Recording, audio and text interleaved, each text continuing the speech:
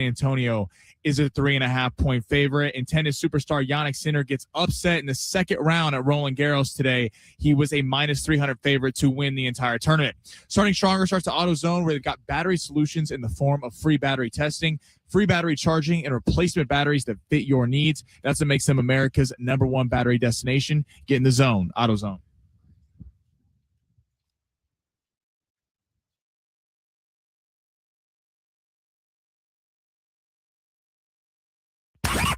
I'm Ben Fletcher. That's Sammy Long. I'm excited about it. It brings a lot of people together. Now, from the San Diego Sports 760 studios, we go in the zone with Fletch and Sammy. Let's get it going on a Thursday. What's happening, everybody? Ben Fletcher, Sammy Long, with you till 2 o'clock today, and we are on location, on site at the Neighborhood Association. Am I saying that right, Tony? Neighborhood Market Association. Neighborhood That's okay. and Market Association golf tournament thrown by one of my best friends in San Diego. I think my longest running sponsor ever and one of my longest running friends in San Diego, Tony Conjo. What's up, Tony? What's up, baby? Good to be here. Owner, operator, 10 different locations throughout San Diego of Keg and Bottle, 14 worldwide, 1 in Santa Barbara, 2 in Chicago. 2 in Chicago and 1 opening in Michigan. How about that? This quarter. Tony, what's cool is I talked to a couple guys here before, and I think what this tournament means for everybody, shop local. Shop local. All these guys are local San Diegans, mom and pop operated businesses. That's what the Neighborhood Market Association stands for. So, we all have choices of where to go, and these families all rely on you guys. And we know it's easy to go to these big box guys, but if you can help these small guys, that would mean a lot to all of us. That's the way to go, man. We got a lot to get to over the next couple of hours, talking lots of sports. Padres disappointing the hell out of all of us. NFL OTAs, film is out everywhere. Coach Quintera going to be on the show coming up at 1:30. Very busy couple of hours. Tony, appreciate you for having us out here, man. It's good to see you guys out here. Hurry up and do the show so we can golf together. How are you swinging it today? Like I've had about 10 drinks with the boys from the morning show earlier. So a little swing juice. Little swing juice. Have you seen those two idiots on the course so far? They're right in front of us, so there's a bunch of divots. Ornberger was there. It's great. He hasn't swung, excuse me, in probably 7-8 months. We were talking, he's going to swing his shoulder right out. It's going to happen today. Yeah. And I think his wife said if he gets hurt again today, he's going to be sleeping at my house for the next few weeks. So they were talking about whose house is better. He picked yours. I think he did, yeah. No, he did. Well, Tony, it's great to see you, man. Great to see you. Have fun in the show. Love you guys in San Diego. Talk to you soon. We love you, Tony, pal. Tony Conja, owner, operator, Keg and Bottle. Thank you to Tony for having us out here today, out at the golf course, watching some people take terrible shots on the very first tee. By the way, everyone's been at that spot, unless you're a big time golfer who's very confident in yourself. Everyone's been at the spot where you're on the first hole. Mm-hmm. Everyone's watching this. We have like 5 different vendors set up right here. So if you shank one, someone's eye's going out. You know? And I've seen a million people tee off today. They did a shotgun start. And so I watched Rich and Travis tee off. Rich hit like a low stinger. Travis hit the biggest banana slice you'd ever think of in your life. But everybody I'm watching tee off, because it's not a super intimidating hole, the first hole here. No one is getting it close to where it needs to be. So very, very fun.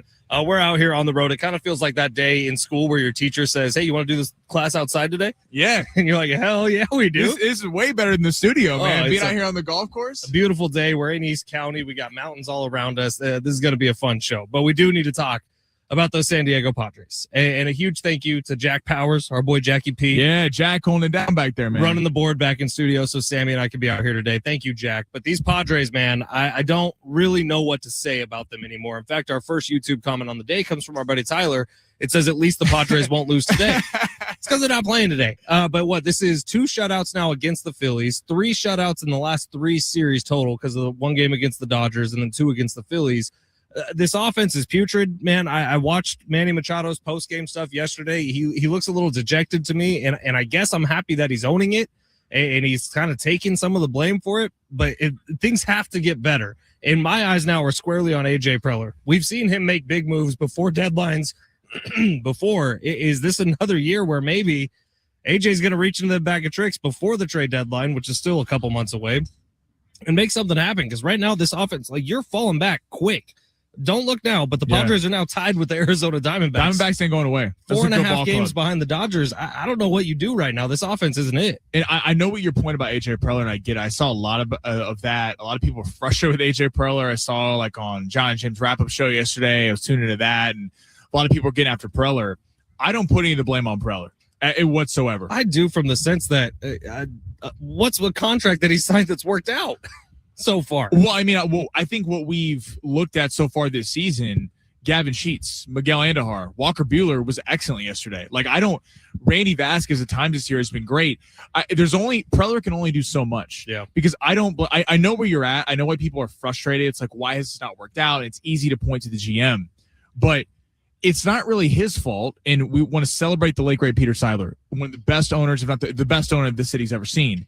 But let's be honest, the Manny Machado contract is not looking good right now. I'm not killing him for when he signed it. You had to make that happen because, it brought something to the city. There was a buzz with the team when Fernando was joining, and then you kind of rush out and got Bogarts when you could have got Aaron Judge or Trey Turner. They both said no to you and went after Bogarts. It's not Preller's fault that the big three can't hit. Like, it's at some point it's up to the stars. I would be looking at Preller if it was Machado, Tatis, Merrill having career years, and there's nothing coming from the rest of the team. The rest of the team is doing their part, and the big three have been a disaster. So to your end, it's nice to hear Manny take some accountability, but we're also kind of tired of hearing at the presser every day about, we're going to get it together. We're going to get it together. It's like, are you? Because it's almost 2.5 months into the season, and you haven't beat a good NL opponent in a series in a long time. It's tough to watch, man. And last night was another example of just tough to watch, or yesterday was another example of tough to watch. We had it on in the studio yesterday during the show, and I was wildly impressed by Walker Buehler, and I continued to be for pretty much his entire outing yesterday. And that's a good Phillies offense, man, that he kind of took care of.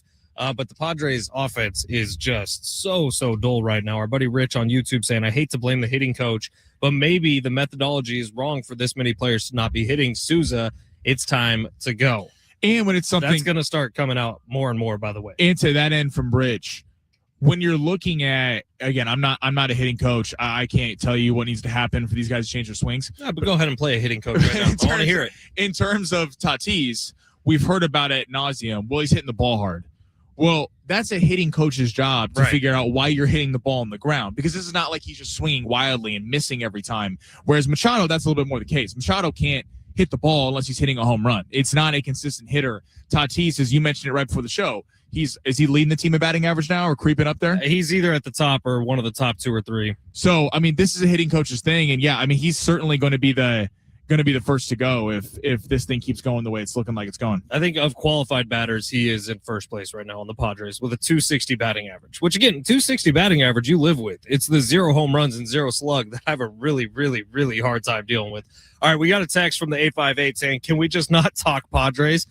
Sure, 858. So let's get to the big three, because there's a lot going on in the world of sports. I don't know about you, Sammy. I've been watching OTA film nonstop. Oh, yes, sir. Over the last 24 hours, man, I have watched Brock Purdy throw a slow-mo pass to Mike Evans probably 75 times by the time we got on air today.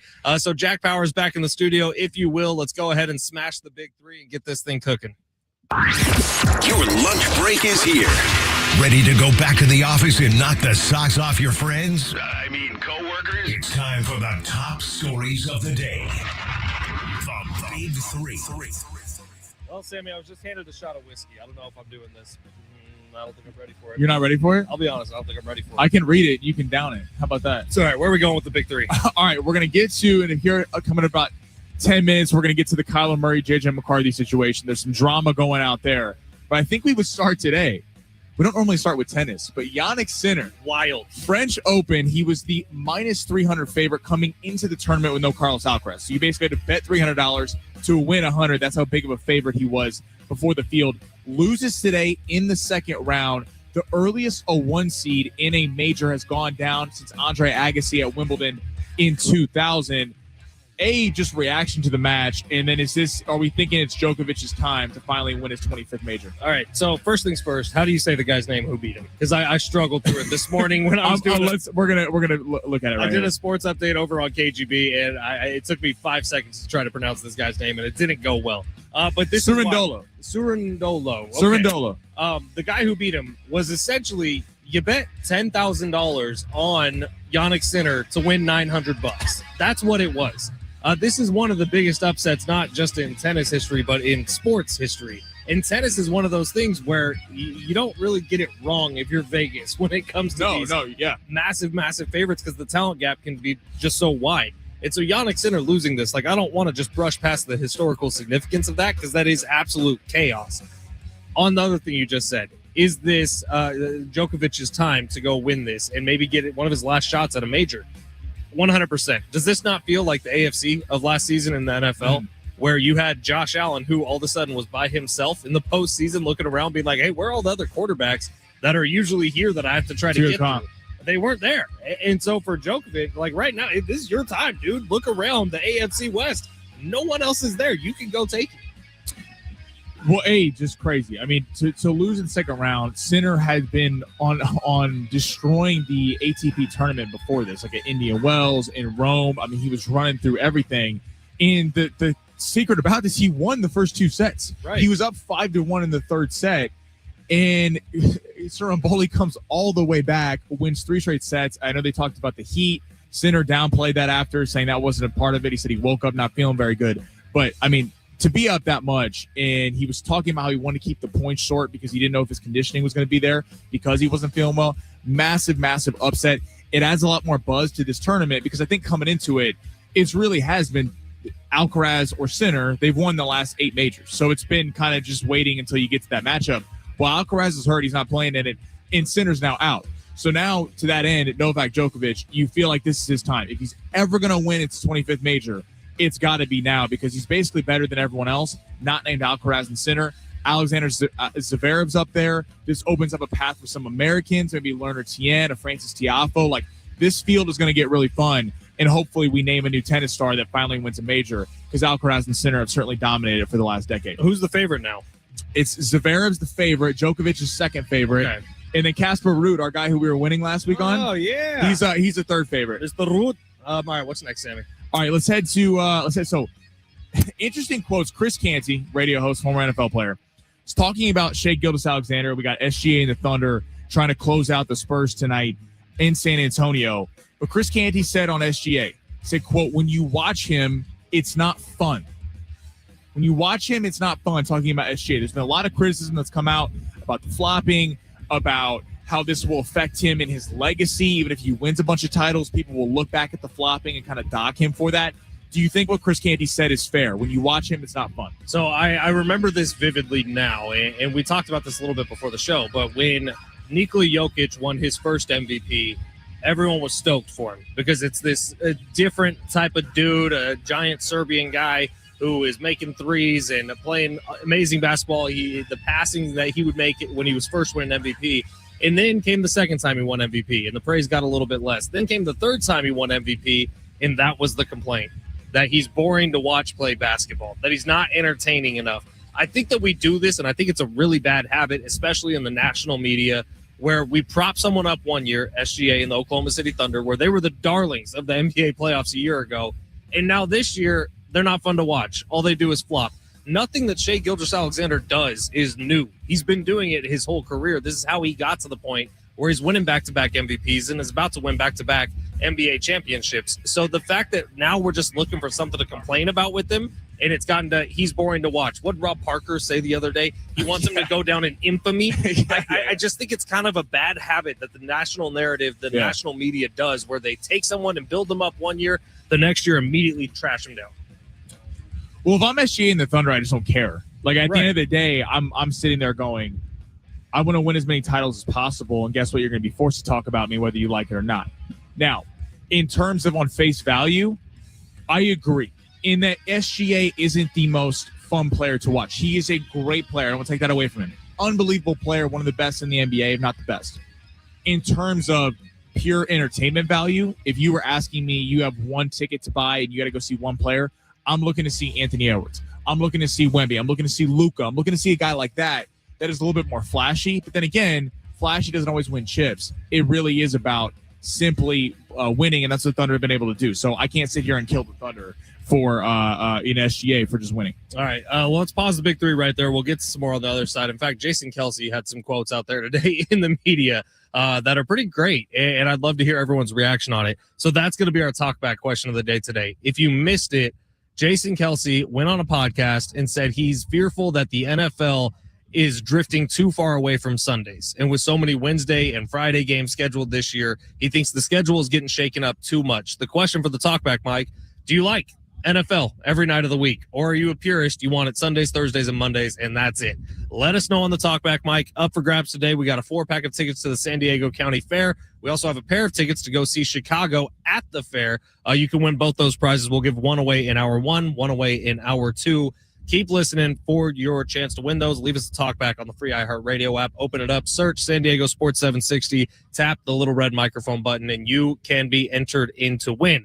We'll talk about that on the other side. Plus, in the NFL, my God, JJ versus Kyler is a thing. And if it's not a thing on the field, it is a thing off the field. Let's get to it. You're going to hear some great sound coming up next. It's San Diego Sports 760, live on the iHeartRadio app.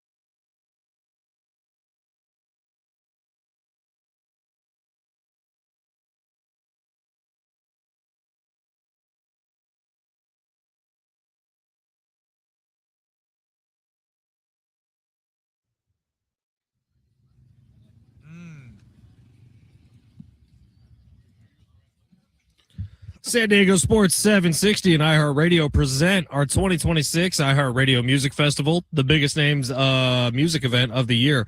Legendary performances from the biggest names in music and once-in-a-lifetime collaborations. We're going to announce the complete lineup for this year's show coming up next Tuesday. You could also win tickets before they go on sale. Everything you need to know next Tuesday morning, 8 a.m., another once-in-a-lifetime opportunity brought to you from iHeartRadio. in San Diego Sports 760. How about Jack chopping it up on the music right now? Jack Powers, not Jack Bauer from 24. Jack Powers, you're doing a terrific job, man, and I don't know where we'd be without you. I think Gangsta's Paradise. So we're 1 for 1 so far. I tell you, Weird Al's version might have been slightly better. I'm not getting into this with you again. No, it's pretty good, I guess. I'm not doing that today. All right, it's San Diego Sports 760. We are out on location, which is why there's excellent music coming from Jack Powers instead of Sammy Long. We're out at the golf course today. We're taking in a awesome tournament here, supporting local businesses in San Diego. Our guy Tony Kanja, owner operator of Keg and Bottle, is the reason we're out here. We're supporting Tony today with a couple of different shows. Rich and Travis showed up this morning without telling anybody, and just the equipment was here, so Sammy and I figured we'd be here too, doing the show outside, catching some vitamin C, having a great time. All right, San Diego Sports 760. Kyler Murray and J.J. McCarthy are the two quarterbacks of note with the Minnesota Vikings right now. Now, everyone kind of suspects, I think rightfully so, that when Kyler Murray went over there, he's got the job, right? That Kyler would be the guy to be the starting quarterback this year, especially after the year that JJ had. Now, I don't know if there's too much of a competition going on, but these two quarterbacks were asked an identical question earlier yesterday at one of the first days of OTAs for the Vikings. They were asked how they feel about the other quarterback. So Kyler was asked, hey, how do you feel about J.J. McCarthy? How's it been working with him? And J.J. was asked the exact same thing. Listen to these two responses and how different they are. Jack Powers, smash it. It's been great. It's been great. Obviously, I know he's a younger guy, so any way I can help him. Obviously, I feel like, I've played 7 years now, going on 8. So I'm considered a veteran, even though I don't see myself as that. Give him any knowledge that he needs. Again, we're both competitors, and I know, we both want what's best for the team. Has he been receptive to hearing criticism? Of course. Yeah, he's overly acceptive, and he's always communicating, asking questions, stuff like that. So it's been good. AJ, what's your relationship been like with Kyler so far? It's just like two guys in a classroom. He sits on one side, I sit on the other side, and it's the coach's responsibility to teach us and coach us. So, is there any awkwardness between you two? Awkwardness, it's just like the same feeling, when you're in high school and there's another person on the other side of the room. That's just kind of how it is. So I wouldn't say there's any awkwardness. It's been great. All right, so that was Kyler Murray and J.J. McCarthy. Kyler Murray, an 8-year vet in the NFL. J.J. McCarthy coming into year 3, really, I would say year 2 for J.J. McCarthy, but two very different answers. One very politically correct PR answer from Kyler Murray, and then what the hell did J.J. McCarthy just say? Because if there was a secret before, not a secret anymore. These two guys aren't interacting at all. Well, Kevin O'Connell's going to say that it's an open job, but it's the farthest thing from it. Right. I mean, Kyler Murray could have gone to the Jets. He could have worked something out, stay with the Cardinals. He could have tried to pitch Miami maybe before they got rid of Jalen Waddle, and if they wanted to bring Tyreek Hill back. I mean, there were so many places he could have gone and started, and he chose Minnesota for a reason. I think there's something to be said for the fact that Justin Jefferson's there, Jordan Addison's there. It's a great offensive mind in Kevin O'Connell, and Brian Flores mans the defense. So you have a shot to win there.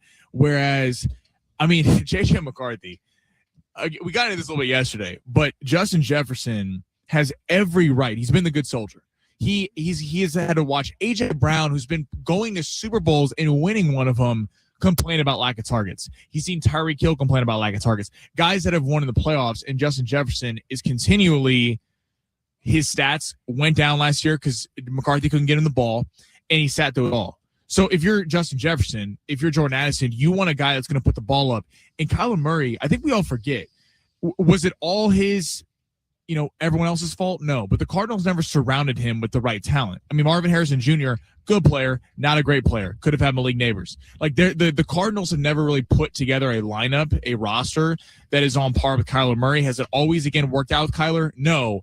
But Kyler's never questioned talent. McCarthy, I question whether he has the talent to be a starting quarterback in the NFL. Yeah, I don't know, man. This is hilarious to me. I love the offseason fodder between these two guys. I just thought it was so clear the difference between a guy who's been doing it for a few years. And honestly, Kyler Murray's been put through the ringer by the media, by his own team when he was with Arizona. For him to have that great of an answer to it, and then for J.J. McCarthy to just go 180 degrees the opposite direction, I thought it's kind of hilarious. And can't wait to see if this actually does become a battle, because maybe it'll get to fist. You think McCarthy gets traded? Like if Murray's the guy, because you could probably flip him for something, because some team is going to think they can take on the reclamation project because is coming off an injury, hasn't gotten to play a lot. Yeah, my kind of comparison would almost be Anthony Richardson. Like, I hold them on a similar tier right now. And so does a team look at Anthony Richardson and the raw talent he has and say, oh, I think I can fix you? Or do they look at J.J. McCarthy, who may not have the same amount of raw talent, but you think might be a little more... Did win a championship in college. Right, exactly. Has a little more college, big wins under his belt. Maybe you look at him and say, oh, I think we can bring you in and fix you. I don't know the right answer to it. I don't know that either of them have much of a future in the NFL right now. Where would you put your money on one of them being a starting quarterback? Between Richardson and McCarthy? Yeah. Richardson, because he has the raw skill. I think McCarthy was just surrounded by unreal talent at Michigan with the best defense in the country and a great running back. Richardson has shown things in the NFL. He just has not been able to. You can teach decision making. You can't teach raw skill and power. So I'd probably roll with Richardson. All right. The other NFL storyline floating around today is courtesy of Jason Kelsey. Now, Jason Kelsey was on a podcast and he talked about the fact that he's really worried that the NFL is drifting away from Sundays. Are you worried about that? Do you care about that? Let us know on the Talkback mic. Go to the free iHeartRadio app, search San Diego Sports 760. And when you see the little red microphone icon, tap that. You can leave a 30-second talkback. That's up for grabs for San Diego County Fair tickets and a pair of tickets to go see Chicago at the San Diego County Fair, which also gets you admission into the San Diego County Fair. We'll start playing some of those talkbacks and reacting to them on the other side at San Diego Sports 760. You're listening live on the iHeartRadio app.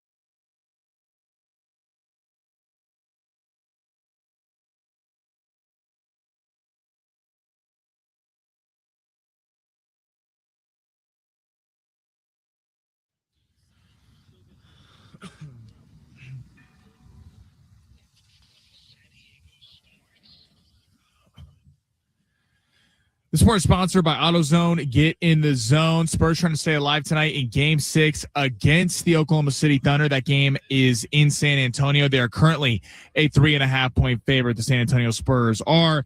Breaking news out of the NBA per Shams Charania. The NBA Board of Governors has passed new anti-tanking rules that include expanding the draft lottery from 14 to 16 teams, a relegation zone where the bottom 3 teams get penalized, and lessen chances for the number 1 pick, as well as flattened odds. And then per Jesse Rogers and Bob Nightingale, the MLB proposed a hard salary cap to union officials today as part of the next CBA. Sources tell ESPN the salary floor for teams beginning in 2027 will be set at $171.2 million, which includes player benefits, with the cap ceiling at $245.3.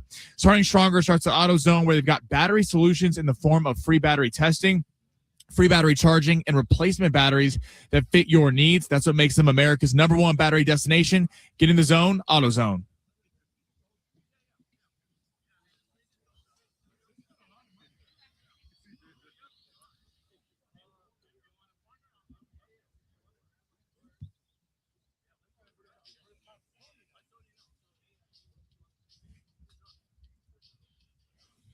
San Diego Sports 760. Ben Fletcher, Sammy Long with you till 2 o'clock today. Sammy's going to keep the party rolling from 2 to 3. Schaefer and Sliwa will be your drive home. Sammy just said it in his update. I do think it's important to talk about. So we're 6 months out from baseball shutting down because of the CBA and the current where the market cap's at, where everything is at for Major League Baseball. They're running into some serious problems between the players and the owners. Major League Baseball, again, 6 months away from a potential lockout, has made their first proposal. And it includes a salary cap and a salary floor, both of which would be new to the world of baseball. Salary cap at $245.3 million, $245 million. Salary floor at $171.2, and a 50-50 split in revenues between the owners and the players. Players will love the 50-50 rev split. Players will hate that salary cap more than anything I've ever seen in my life, because that's a little outrageous. You think that there would ever be another $300 million contract if there's a $245 million salary cap? So if you do some digging on this, there are currently 9 teams in Major League Baseball that would be compliant under the the first proposal made by Major League Baseball to the Players Association. Obviously, this is the first. This is going to be a negotiation, go back and forth for a while. Doesn't seem like a very serious first offer to me, Sammy. Per Bob Nightingale, the Dodgers, Mets, Yankees, Blue Jays, Phillies, Red Sox, Padres, and Atlanta would all have to cut payroll immediately. So, right, Ben said it. I mean, you would never see a $300 million contract ever again. The players would never go for this. The owners would love it. I mean, this is beautiful for them. They don't have to pay their guys a ton of money. Probably going to keep more of the ticket sales and things like that. But I mean, this just goes to show how far apart the players union and the owners are. Look, it's a starting offer, but this is not a serious offer. I mean, it goes to show, I mean, that's what, 8 teams? 8 teams that would have to reduce salary cap immediately. And then my question, because I don't know, and if there's any lawyers listening, text us 70470. Start your mess with team. More than 8 teams have to increase salary. Right. So what happens also, take the Dodgers. What happens to the Dodgers? So if there's a salary cap, I'm assuming because they've signed these contracts when it was allowed, you can't make them rip up Shohei Ohtani's deal. I don't know. Or Kyle Tucker's deal. I mean, so what happens? Is it going forward once the contracts expire? I mean, that's my question. So all these teams that are over the payroll, including the Padres, what does that mean? So then you have to immediately cut guys on your roster, or you have to, is there a way that they could get out of some of these contracts with it? There's so many unanswered questions here that they're gonna have to figure out. So this is looking at payrolls beginning in 2027, which is how you would have to handle this. And yeah, the Padres are one of the teams that are above, but it's crazy to me that there'd only be 9 teams who are actually compliant right now. That means that there's that many teams who are spending so little that 142 or whatever that number was that I just said is $171 million would be too high a floor for them, which is the biggest problem with baseball right now. Obviously, something needs to change. This doesn't feel like a super serious offer to me for Major League Baseball. Really curious if the players even open the email on this one. If that's the subject line, I don't even think this begins negotiations between the two sides. We've talked about Fernando Tatis and his inability to hit home runs.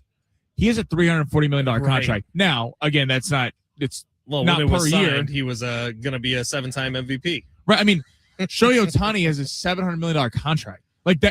This is so far off from where it is even possible, that this is a joke of an offer. And I'm sure it's disappointing because, look, hopefully they come to an agreement. But with an offer like this, I get the owners are trying to play hardball and they're trying to get what they want.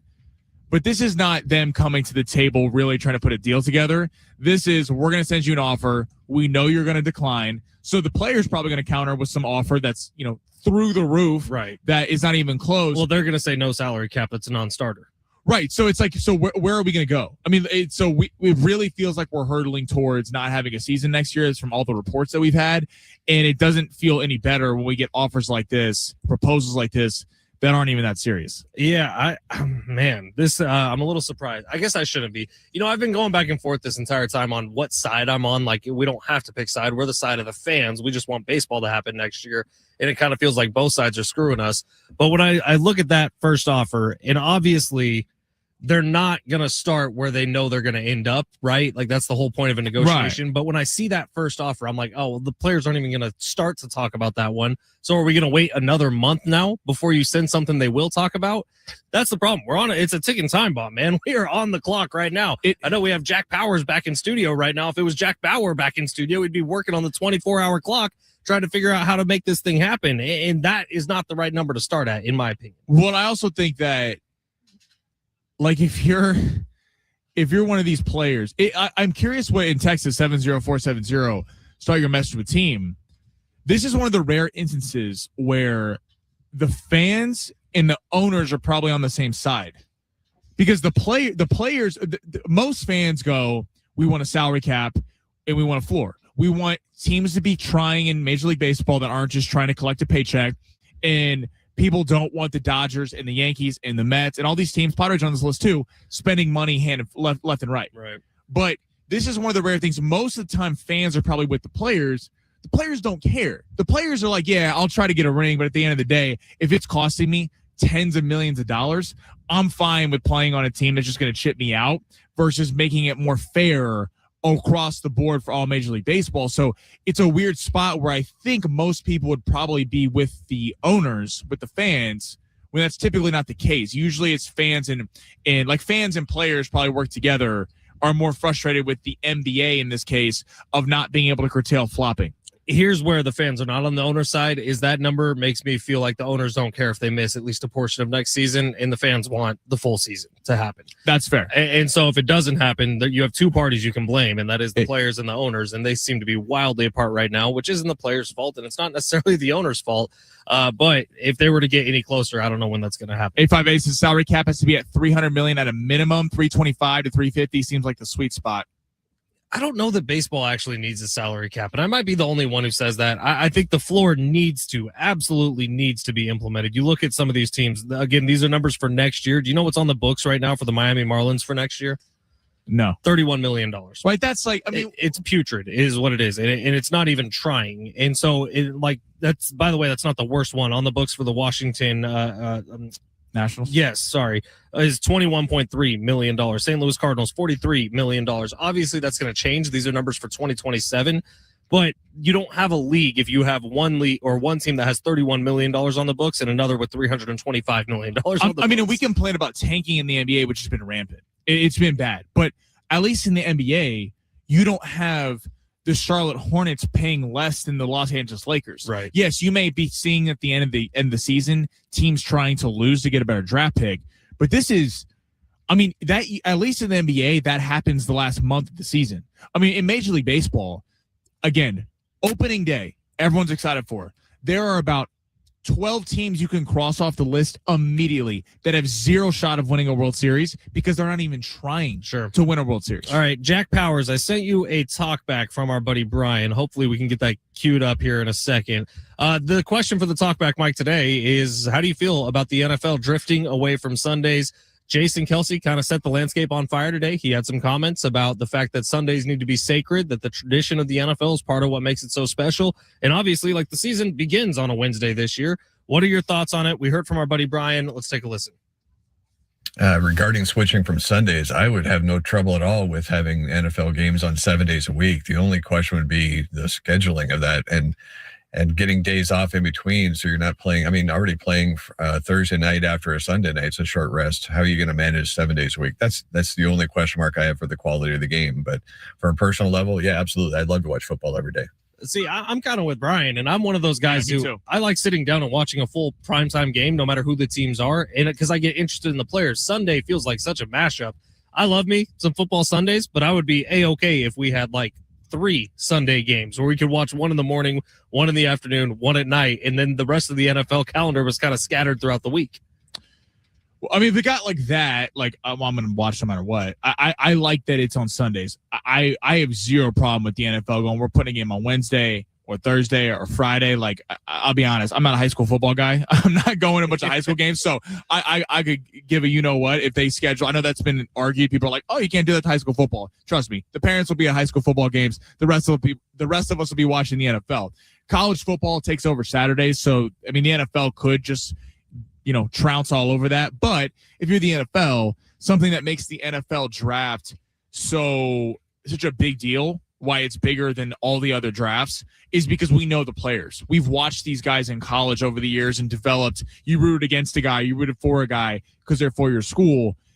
So they're not going to run over Saturdays during the season because they have business interests in that. But yeah, I mean, the NFL at the end of the day can do whatever they want. If they put a game on a Tuesday, people are going to watch. People are going to complain when it goes to a streaming service. People are going to complain when it's on a random day of the week. But it's such a big deal. It's such a big cultural event every week, and it owns a day of the week that, yeah, they can do whatever they want. But ideally, I would like most of the games to be on Sunday. Sure. The NFL will encroach on college, by the way, if college keeps expanding its schedule and going deeper into the months with an expanded playoff. The NFL will have no problem taking out a bowl game or two with Saturday coverage. All right, it's San Diego Sports 760. Our buddy Brian leaving that talk back. He is in the running to win a 4-pack of tickets to the San Diego County Fair, also a pair of tickets to go see Chicago at the San Diego County Fair. We'll give one of those away this hour, one of them away next hour. Keep the talkbacks rolling in on the free iHeartRadio app. Just search San Diego Sports 760. Tap the little red microphone icon. You could be in the running. Long Shots is coming up next from the golf course. Does Sammy have any golf picks in Long Shots coming up next? Probably not. It's kind of a weak tournament this week, but we'll see. Long Shots on the other side. It's San Diego Sports 760 live on the iHeartRadio app.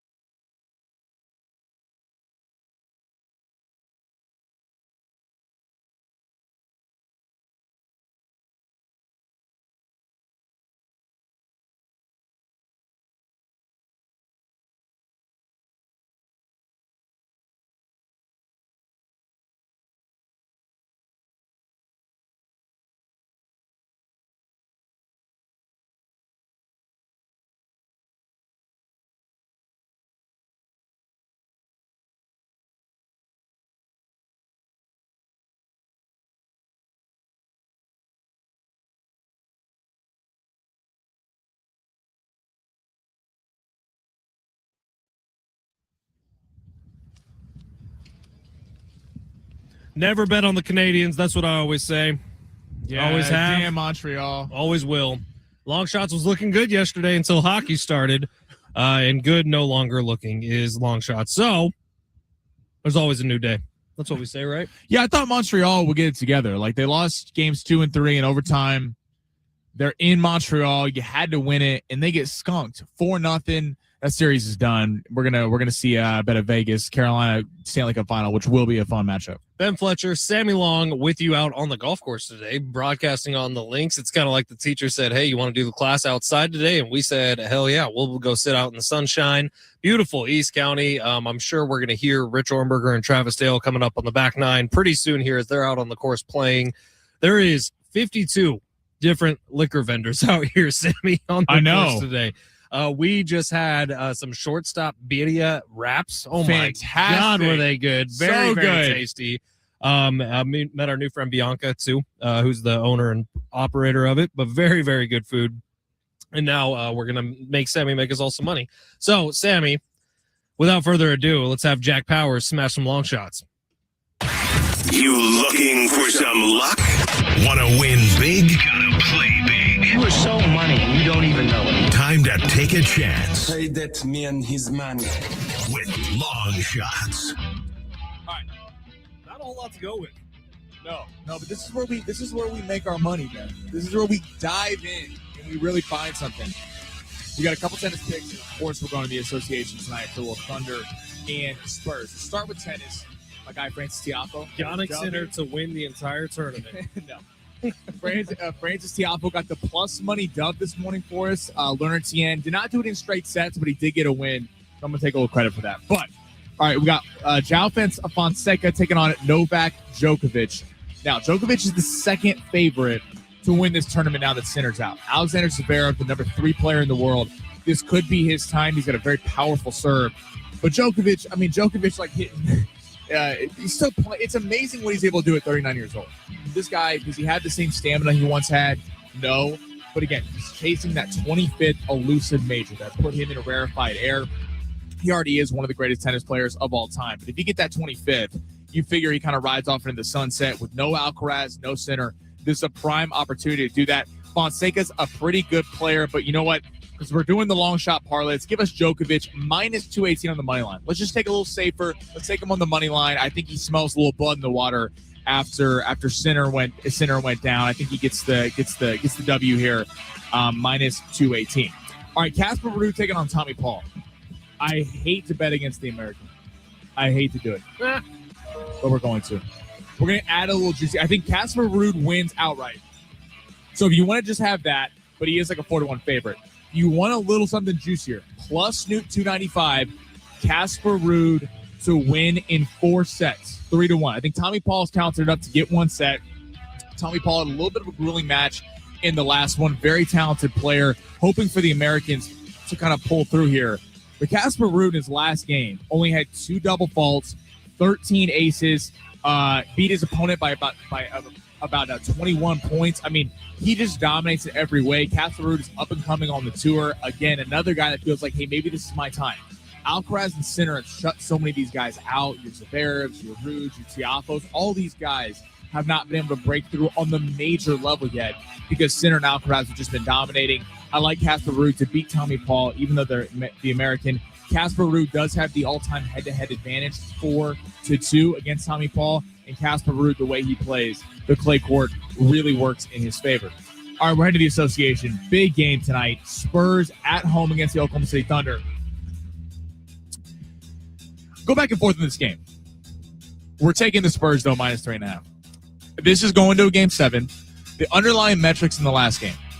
Guys, everyone for the Thunder played well. They needed to win that game because if this was going back to San Antonio with a shot for a closeout, they could be in trouble. Like, let's look back at that last game. Wemby has 20 points, 4 of 15 from the field, 0 of 5 from 3. I expect that to happen again.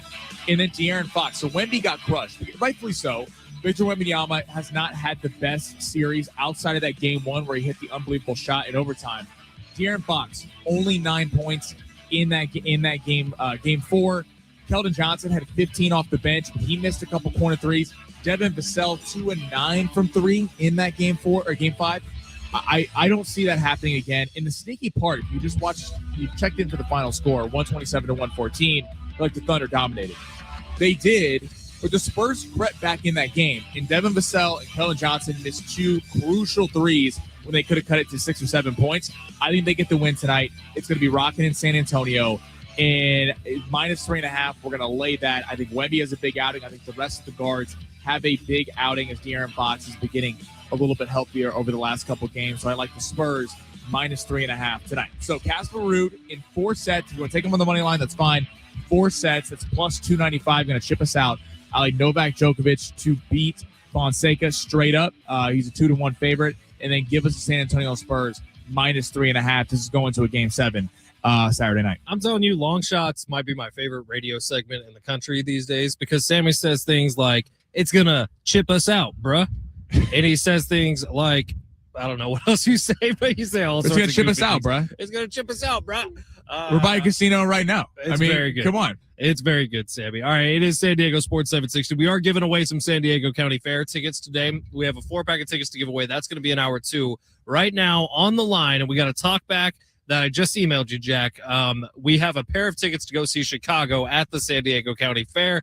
Jack Powers, if you will, let's let it rip. Hi, guys. I love football, and as much as I'd love to see games every day, I think the quality of the play would drop because guys would be getting injured more, and plus the collective bargaining. The players would never go for playing more games than they're already playing, so it's already tough for them to recover from injuries. I don't want to see load management stuff start to happen in the NFL like there is in the NBA. So I think they need to just stick with how it is now. Thanks, guys. I love it. That's Tim. And Tim, to that just end, won a pair of tickets to go see Chicago at the San Diego County Fair. Congratulations. Congratulations to Tim. To Tim's point, where the NFL is hard because it's a physical sport, how to manage a schedule. You have massive rest advantages and things like that we're already seeing. And by the way, the NFL would open this thing up because the criticism of why we haven't got a team in London, or at least multiple teams in Europe, has been travel, body recovery, unfair for that. So if the players were open to basically a 7-game schedule per week or a 7-day-a-week schedule, whenever that, they play any day of the week, certainly the NFL will go, well, we're going to put a team in Europe, and the players are not going to go for that. I don't think we'll ever get to that. I do think that the way it is right now with the amount of Wednesday games is how this conversation kind of started, because before Thanksgiving, we have a Wednesday game. I think before the season even begins, the Seahawks-Patriots is a Wednesday game this year. I think it's just a slippery slope, and that's what guys like Jason Kelsey are saying. Right now, the NFL is perfect, and I'm not one to break something that's perfect, and the NFL isn't broken by any means necessary. So right now, I like it a lot. If the NFL keeps trying to push and keeps trying to own other days of the week, that's when I step up and have a little bit of a problem, especially if Netflix offers $1 billion a year for Tuesdays, right? And it's NFL Tuesdays on Netflix. I think that's a problem. I really do. And we'll see where it goes. The problem is how does that turnaround work? Right. So you're not, if you're playing on a Tuesday, then you have to play the Monday night game. Now, the flexibility comes once they add another week to the schedule, which you all assume they do, if the players bargain for an extra bye week on the season. And so when you hit that second bye week, maybe your next game is a Tuesday. I guess that could work. It could work. It could work. I don't know if, that's the smartest thing for the league. All right, hour number 2 is coming up next. We got a 4-pack of tickets to the San Diego County Fair. We will get back to these Padres and their inability to score runs in a baseball game, which turns out you do need to win. You need to score runs in order to win. We'll get to that. Coach Quintero expected to be by as well. San Diego Sports 760, hour 2 next, live on the iHeartRadio app.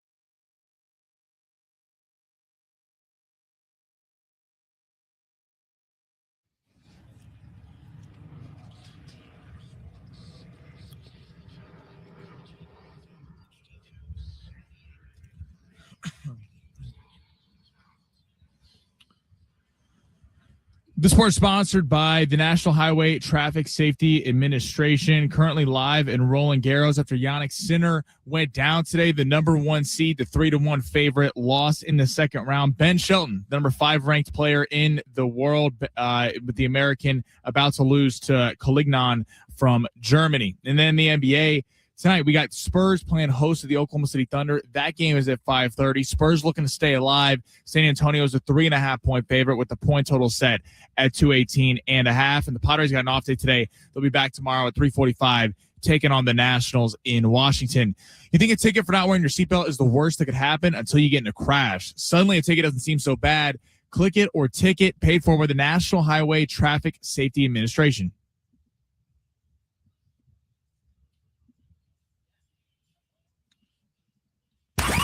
I'm Ben Fletcher. That's Sammy Long. I'm excited about it. It brings a lot of people together.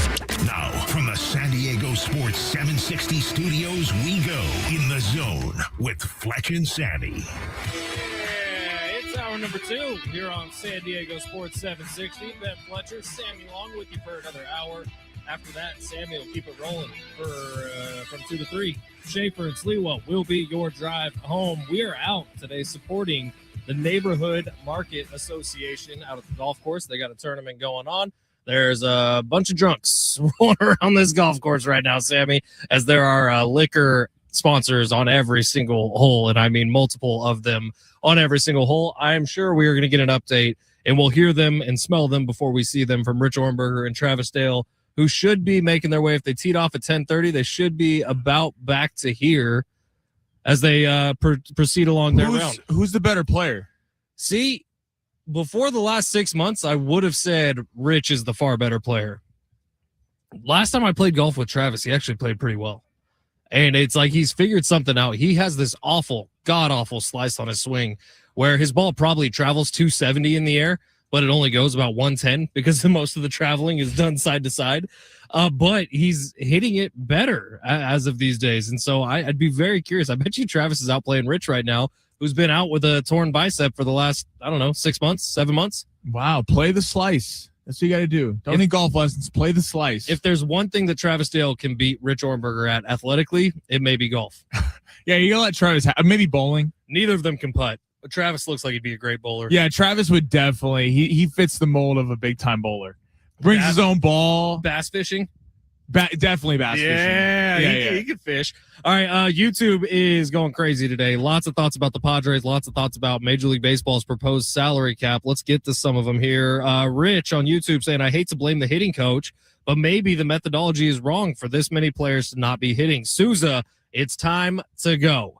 That is going to be a more popular phrase around San Diego here coming up very shortly. It's a new hitting coach this year. It feels like they've had a new hitting coach every year for the last little bit.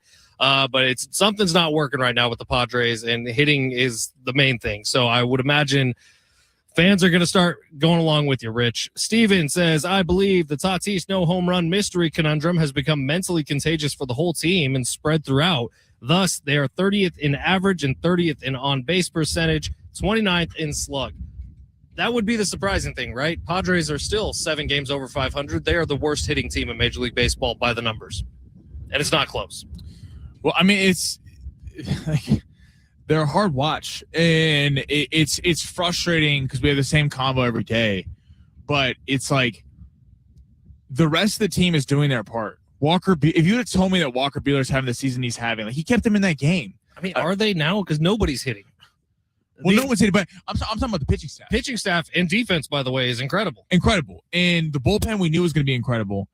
Who knew the starting rotation would have this much success? Are they perfect? Absolutely not. But again, with no Joe Musgrove having not pitched at all this season, Pivetta having pitched for 2-3 weeks, and for them to still be, like playing decent, Randy Vasquez, even Randy Vasquez last week against the Dodgers, 4-0.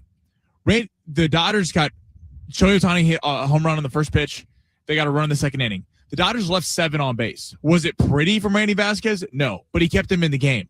Walker Buehler gave them a chance to win against Christopher Sanchez, but this offense is so putrid. And the other thing that no one's talking about, this is an awful home team. They're 16-16 right, at home. Dead even. So it doesn't make any sense. You would think that, I mean, we all know Petco Park is a tough place to play. You've heard. Did you see tickets were $9 yesterday? Yeah, because people are getting tired of it. People are getting tired of paying these prices that are through the roof for a subpar product. I truthfully couldn't believe that. And I get it. It's a Wednesday coming off a Memorial Day weekend. Everyone's getting back to work. I understand all that. $9 for the Padres? I remember paying $9 back in 2018, because 2019. I think it's finally hitting a point. Because for a while there, people were just excited that the Padres are relevant. That has to be the lowest, right? Does anybody have that number anywhere? YouTube chat, text line. Does anybody have that number if $9 is the lowest over the last 5 years? I would imagine that's the lowest. It's got to be. Well, because they kept raising prices like equivalent of winning. Right. And they've been relevant in the playoff picture. But I think it's I don't want to speak for everyone, but at least for me, it grows a little tiring watching this team with the same core group of guys. And it feels like they're the reason they're not getting it done. It's not that they can't surround them with the right talent. It's that Machado, Tatis, and Jackson Merrill are not playing like stars whatsoever. And it's May 28th, about to be June, and we're having the same conversation we had day one. The guys who have the gigantic posters are not living up to them as of right now. And it's the biggest problem for this team, and it will continue to be until they start hitting. Manny did hit one to the wall yesterday, if anyone cares. Fernando got another hit yesterday, if anyone cares. I, for one, I need results. They scored 0 runs. They scored 0 runs. Sir Will on YouTube saying, I can't believe I'm siding with the billionaires. Baseball desperately needs more parity. I would say more parity from the bottom half of the league than they do from the top half of the league.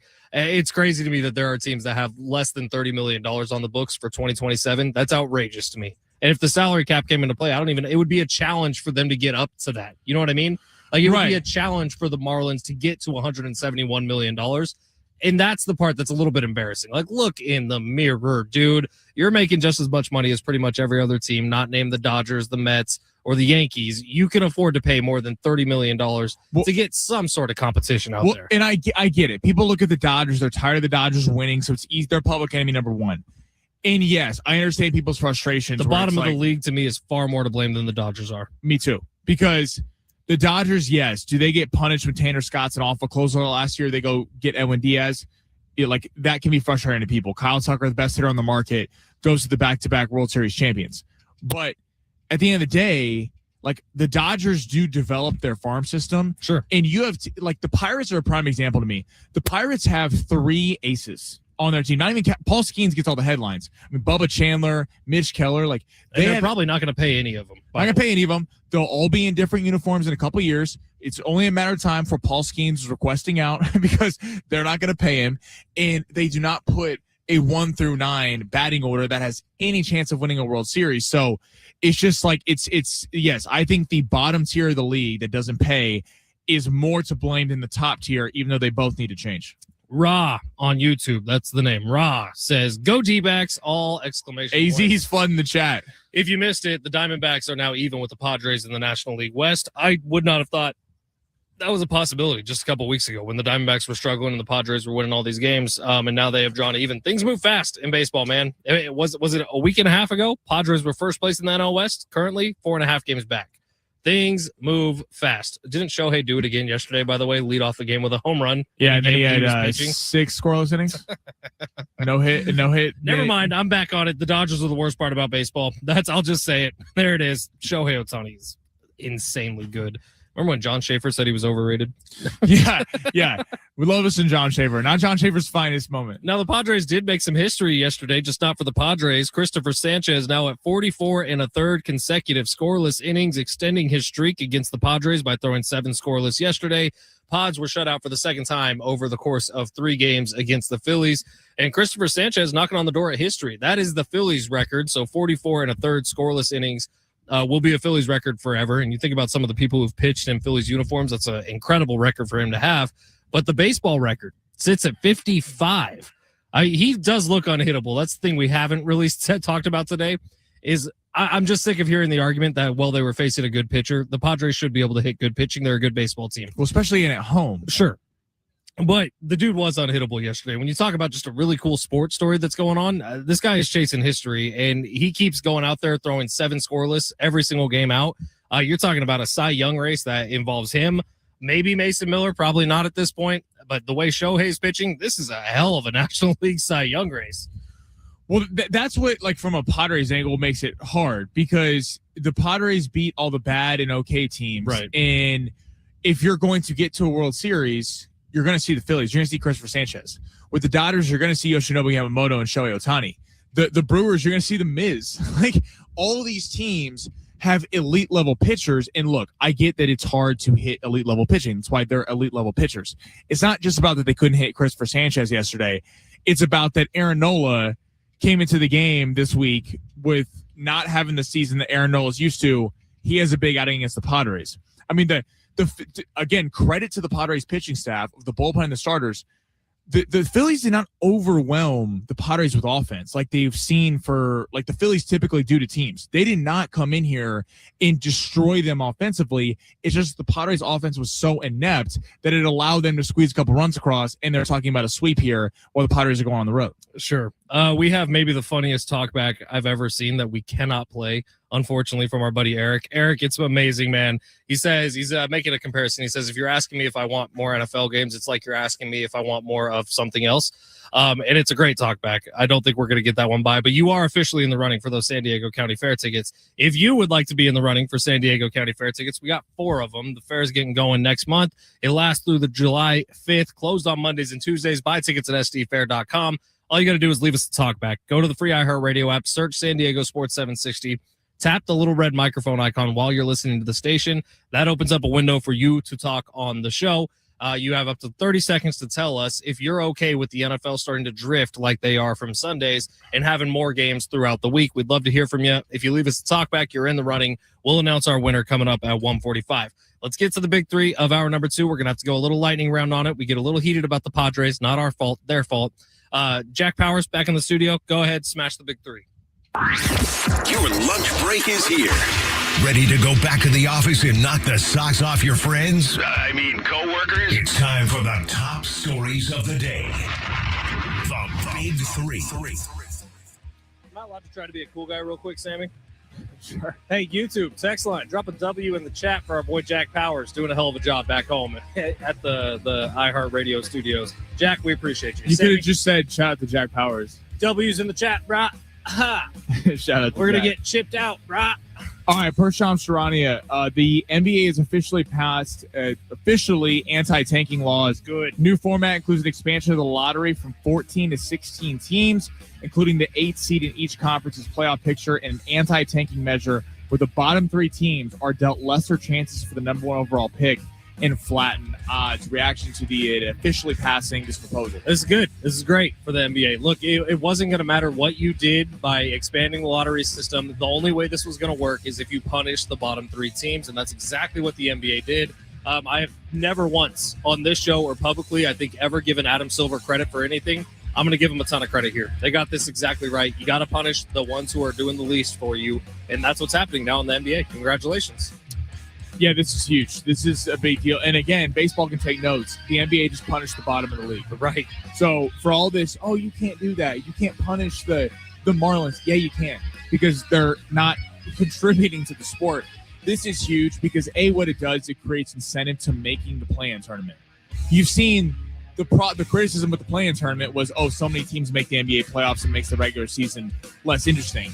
And what we've seen is teams go, okay, instead of being a 9 or a 10 seed, I'd rather take our chance with the lottery pick, because the chances of us being a 9 or 10 seed and making it to the NBA Finals or making a run and getting the number 1 seed in the first round are slim to none. The only teams that have come out of the play-in and went to the NBA Finals were the Miami Heat with Jimmy Butler. And the only reason they were in the play-in was because they were injured. So this is big. I like the fact that you don't get incentivized for being a top 3 bottom team.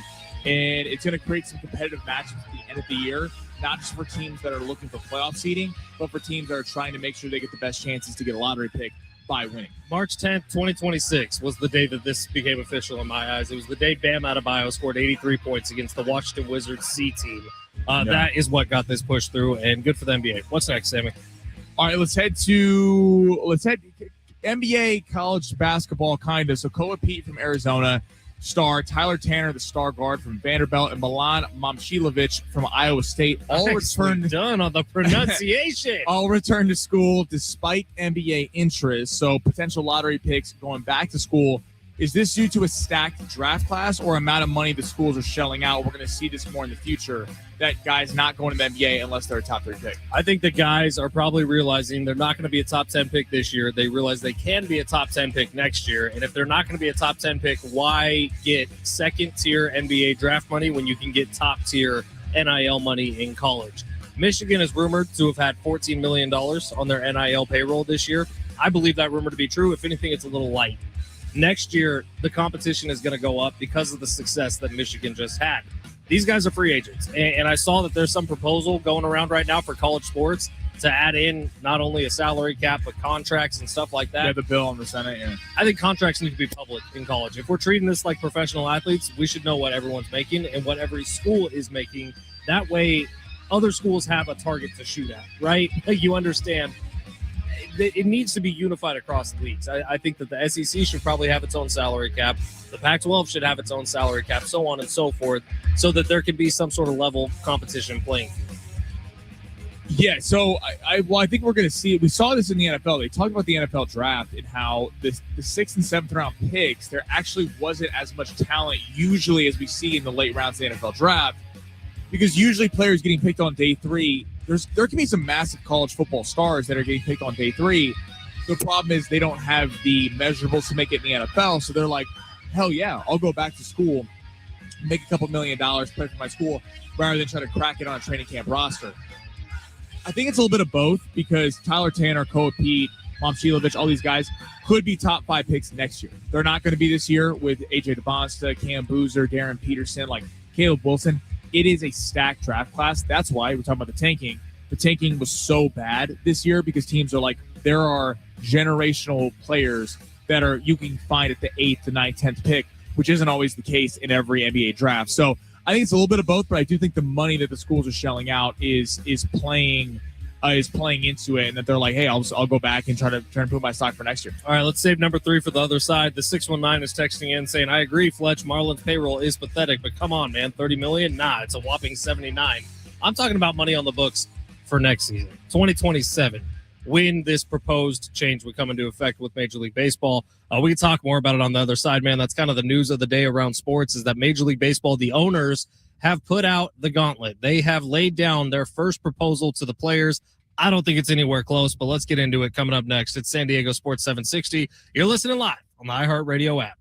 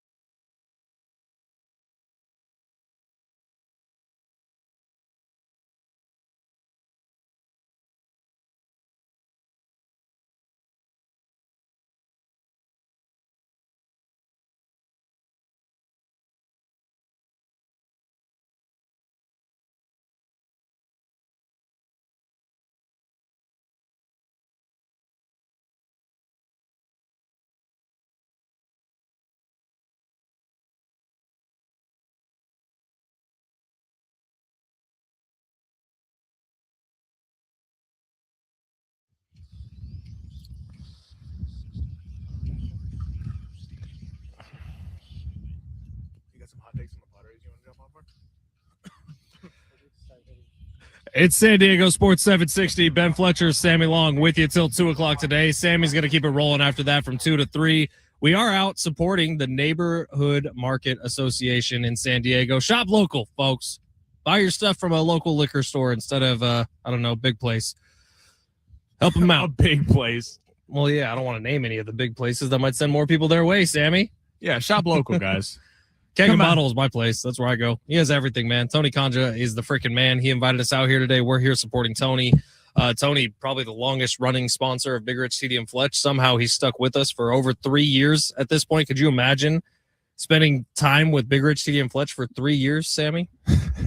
Yeah, well, I have spent time like that with you guys. Yeah, that's true. You really have. So I'm well equipped to talk on that. But Tony is the man, and any chance we can get to support Tony, we will absolutely do so, which is why we are out here in beautiful El Cajon today, taking in some golf, watching some amateurs tee it up here. This is the Alan Slee was the pride of El Cajon. Yeah, Alan Slee. We got a bunch of El Cajon people in the iHeart cluster. I know Eddie Papani lives right over there. This is the place.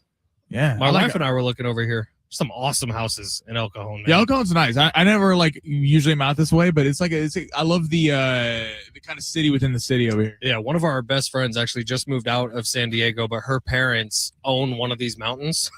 And so yeah, they basically bought the land in the early 90s, and then they started building houses slowly at a time on that land and parceling it up.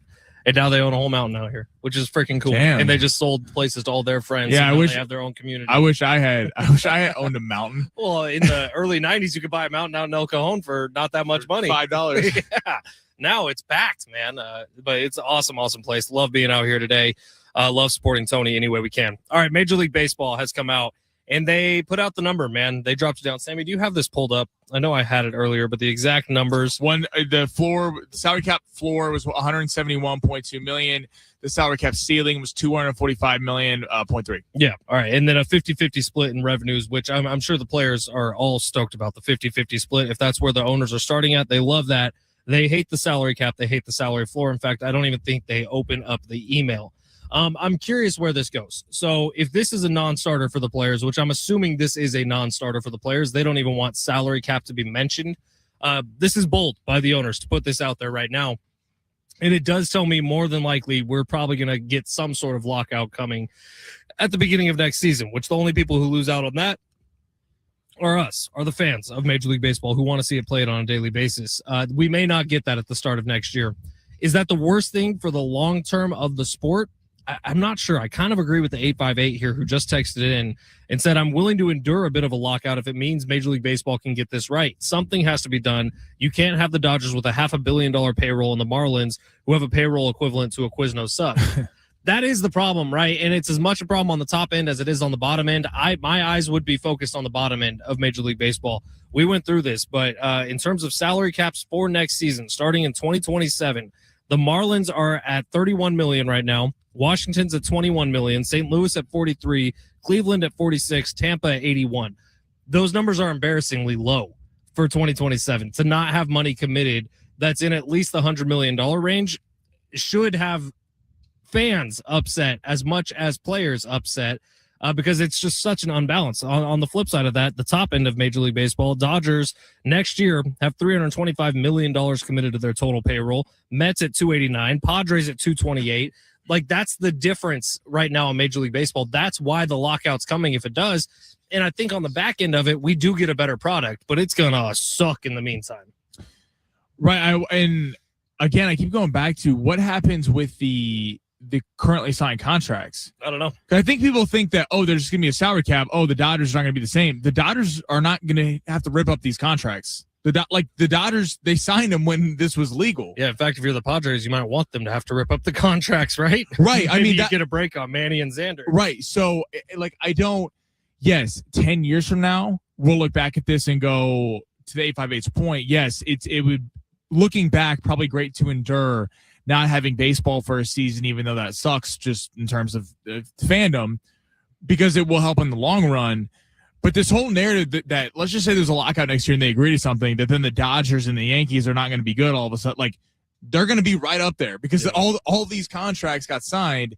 it sucks that the Padres didn't switch ownership a year before, where the Padres could have went after some of these big fish and signed them to the deals before they get a salary cap. But again, it just feels like the MLB Players Association and the union and the owners are so far apart. If this is the starting offer, I mean, they hand out $300 million contracts like candy in Major League Baseball, and they want a payroll, a salary cap of 245. I mean, this is just a non-starter, and it's pointing toward a lockout, because if they're this far apart and they have to come to agreement by December, I mean, it's just not looking great. The clock's ticking, man. 6 months to get something done. I highly doubt something does get done in that time frame, just with how far apart they are right now. I would imagine the players got this email earlier today, or I don't know. I imagine maybe it's a bunch of mobsters sitting around a really dingy Las Vegas diner or something, and they slide an envelope across the table.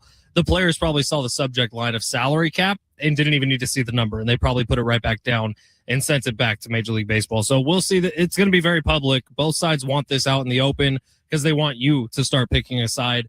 It'll be very public for the next few months, and it's going to get ugly, and there's going to be more stories that come out from the digging that both sides have done on both other sides, right? This is going to be political warfare. You feel like the owners want it public. I don't know if the players, because the players are going to release some stories about someone in ownership groups that is ugly, that is going after family lives. That is to that end, yes. That's but coming. In terms of salary cap, like the best thing for the owners is that if the Dodgers go three-peat, because if that happens, fans will be outraged. Fans will be outraged and go, we're tired of this.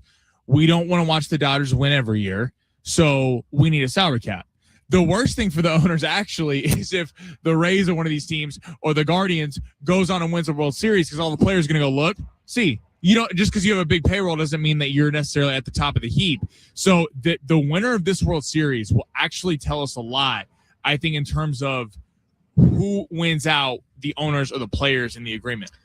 It's going to get ugly. Hopefully we have baseball next year. I'm not super convinced at this point that we will. All right, we have another talk back to play on the other side, and we will. Maybe Coach Kinsera coming up next or not today? Maybe. We're still waiting here. All right, 50-50 on whether Coach is on next or not. If not, we're going to continue to talk about this. The NFL drifting away from Sundays. What does that mean for us? What does that mean for the fans? That's what we care about, man. We'll talk about it on the other side. It's San Diego Sports 760. You're listening live on the iHeartRadio app.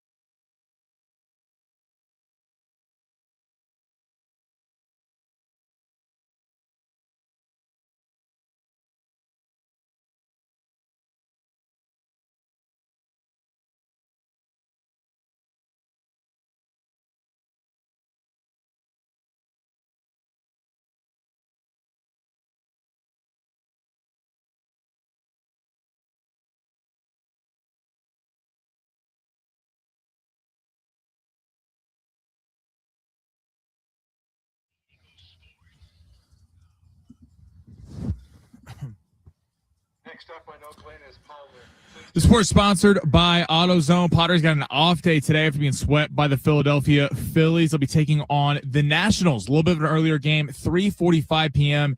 tomorrow. Lucas Giolito will be making the start for the Pods, while Andrew Alvarez will be going for Washington. And out of the NBA tonight, Spurs looking to stay alive. They're 3.5-point favorites against the Oklahoma City Thunder. That game will get going at 5:30. The point total is set at 219.5.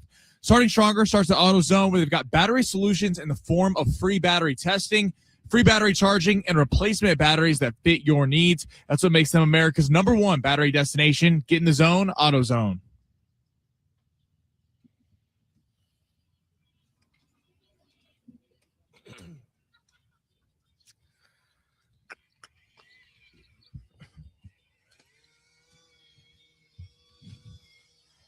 San Diego Sports 760, Ben Fletcher, Sammy Long with you today. Hey, coming up on Sunday, we got something pretty special. It's one of the final tune-ups for Team USA Soccer. They're playing against Senegal in Charlotte. That game is going to get started at 12:15 on Sunday. You can hear it exclusively here on San Diego Sports 760. Charlotte, North Carolina, by the way, is where that game You is see being Pochettino, the coach, is possibly interviewing with AC Milan ahead of this? I don't think I like that, Pochettino. I don't think I like that at all. It's just odd. The only thing you should be applying for is how to learn how to make an eagle screech out of your mouth.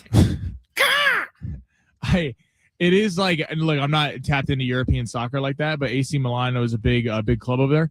But I mean, like the biggest test of your life in the World Cup, the team hasn't been playing that great the last couple months, and you could argue that it's all tune-ups, they're already going to be in it. So what's the urgency?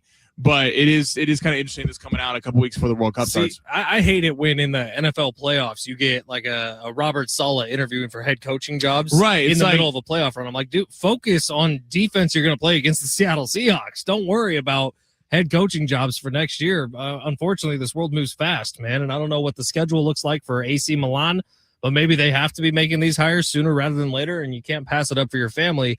I just think it's dumb. Like, sports need to put in blockades over this. In fact, college football, aren't they doing this? They're proposing that coaches cannot be poached mid-season. That's what the new bill that it's bipartisan. Democrats and Republicans are looking for. It's allowing one transfer. It's the Lane Kiffin rule. You cannot leave during the season because, I mean, that was highly publicized. I mean, the fact that Ole Miss is playing in the playoff and Lane Kiffin can't coach because he's with LSU. I mean, it's just it especially college sports, college basketball, college football. I mean, it's free enterprise, and hopefully they do get kind of a handle on it. All right, we got Jack Powers back in the studio today. And Jack, crack that mic, baby. Let's let San Diego hear that beautiful voice of Jack yours. P. Jack Powers, say hi to everybody.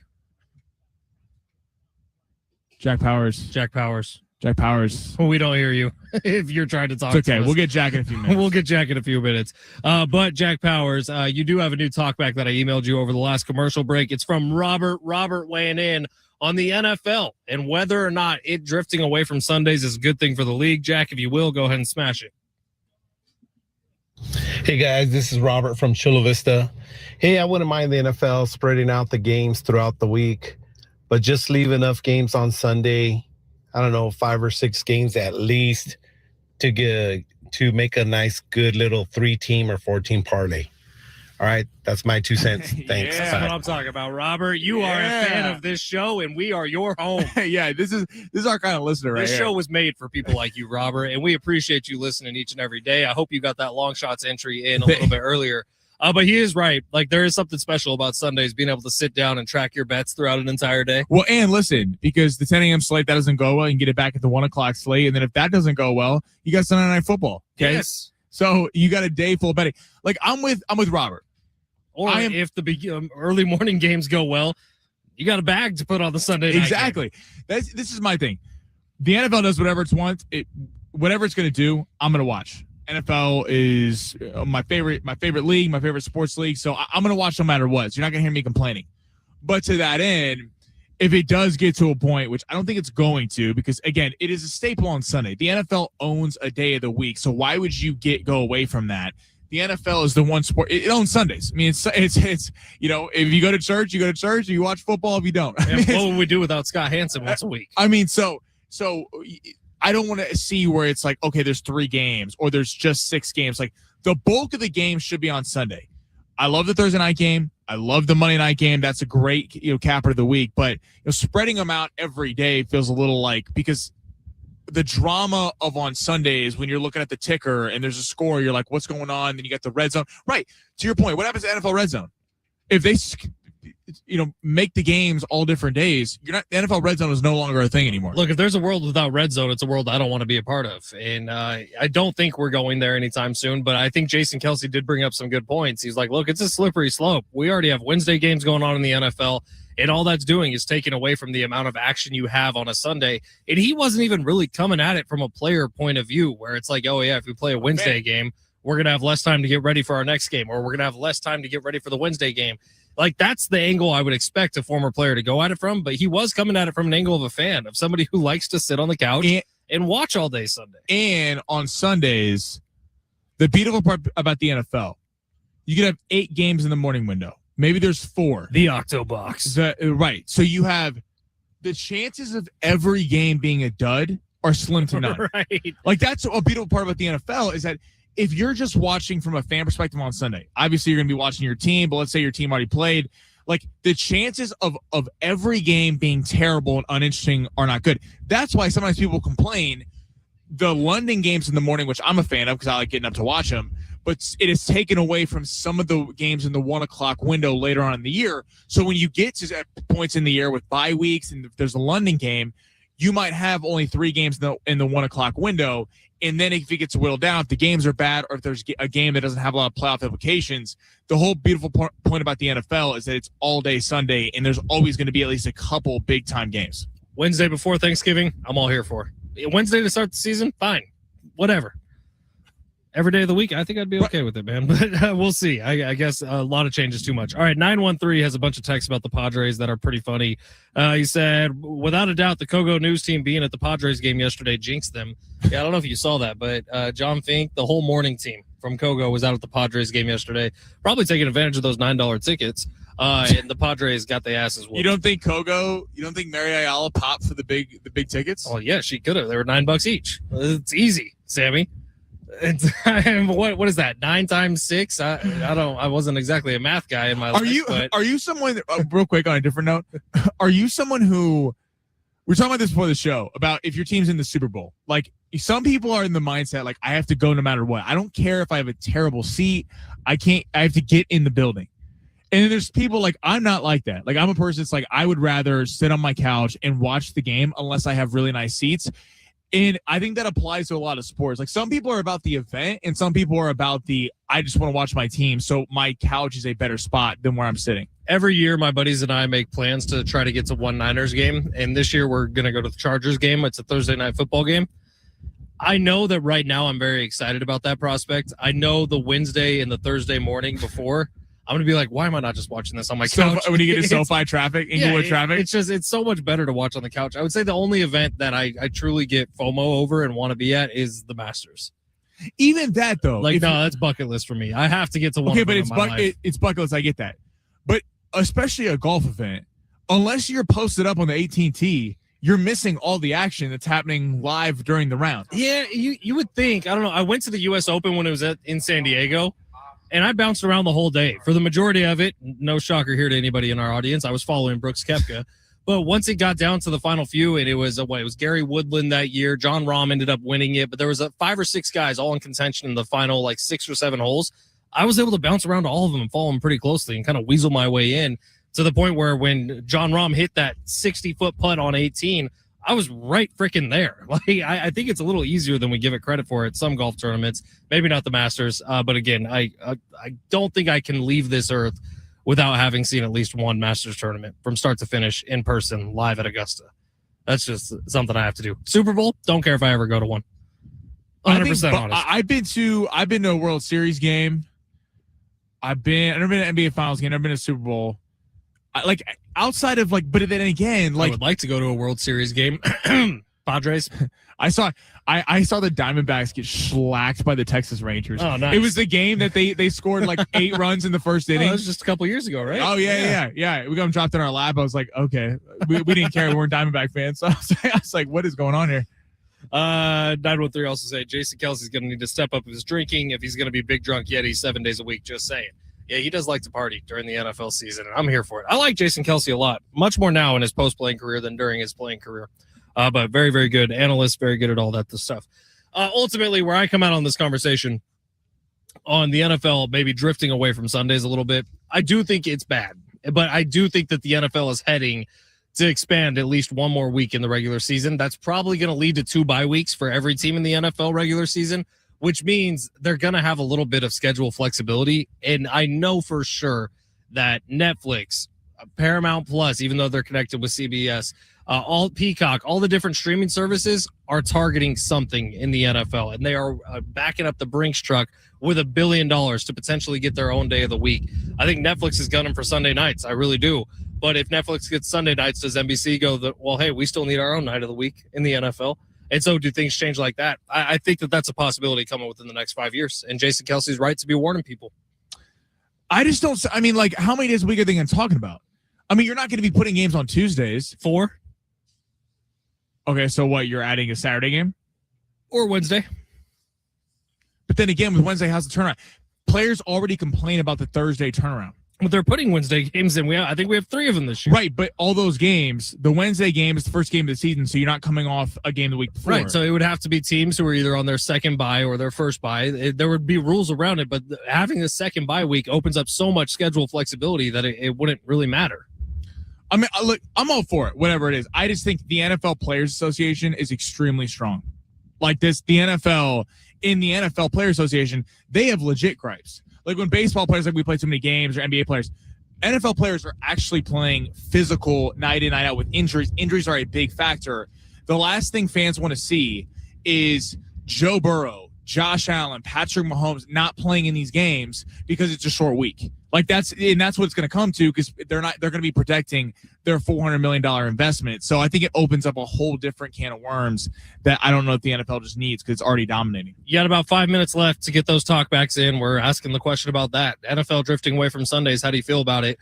Go ahead and let us know. Open up the free iHeartRadio app, search San Diego Sports 760, tap the little talkback mic. If you get them in within the next 5 minutes, you are in the running to win a family 4-pack of tickets to the San Diego County Fair. We'd love to hear from you. We're out supporting the neighborhood market association today. We're out at the golf course. There's a big tournament going on with a bunch of local business owners. The one message we continue to hear: buy local, do local, because there's a lot of great products here in San Diego. And sometimes when we go to some of the bigger stores, those products get hurt. So go ahead and shop local. In fact, if you get an opportunity, this place Shortstop, which is like Middle Eastern Mexican fusion, whew, that food fantastic. Knocked my socks off earlier today. Give it a try. All right, it's San Diego Sports 760. Take a quick break. We'll play another talk back on the other side, give away those tickets, and get you ready for Going Long with Sammy. Coming up next, San Diego Sports 760 live on the iHeartRadio app.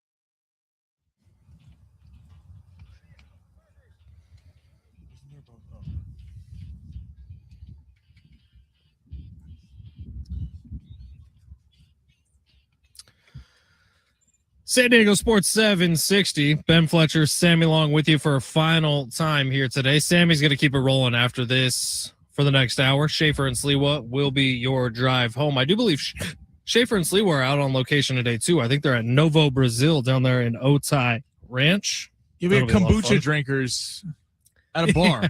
Okay. Misconception about Novo, Brazil. I know, like, kombucha is what everyone thinks of because of Nova Kombucha. No, they got legit alcohol there. They got awesome beers. Some of my favorite beers in San Diego come out of Novo, Brazil, and that whole brand. Also a great place to watch fights. Fantastic. Massive TVs. Hey, America is turning 250 years old, and San Diego Sports 760, we're giving away $250,000 in cash. Starting on Monday, listen for your chance to win $2,500 so you can take the ultimate American getaway. Visit the states, cities, landmarks, and national parks that make our country amazing. Win your share of $250,000. Just listen for the nationwide keyword and enter it at sportssd.com. Begins Monday at 8 a.m. I've been telling Sammy all week, and I'm pretty sure it's true. I'm going out to Vegas tomorrow, and I think I'm winning $1 million this weekend. So not quite as much as the $250,000 you can win a share of, but I'm telling you, dude, I got a feeling.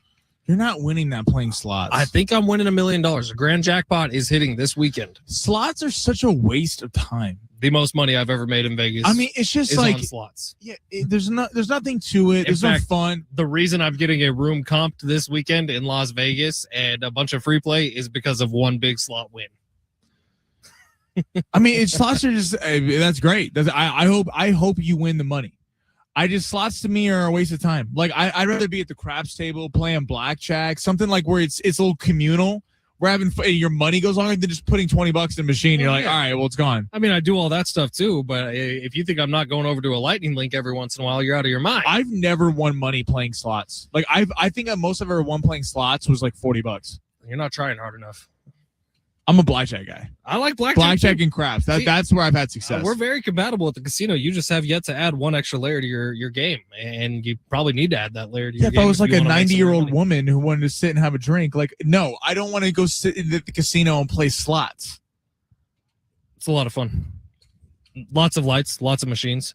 Update from Travis Dale and Rich Ornberger. Just got a text message from Travis Dale. 2 words.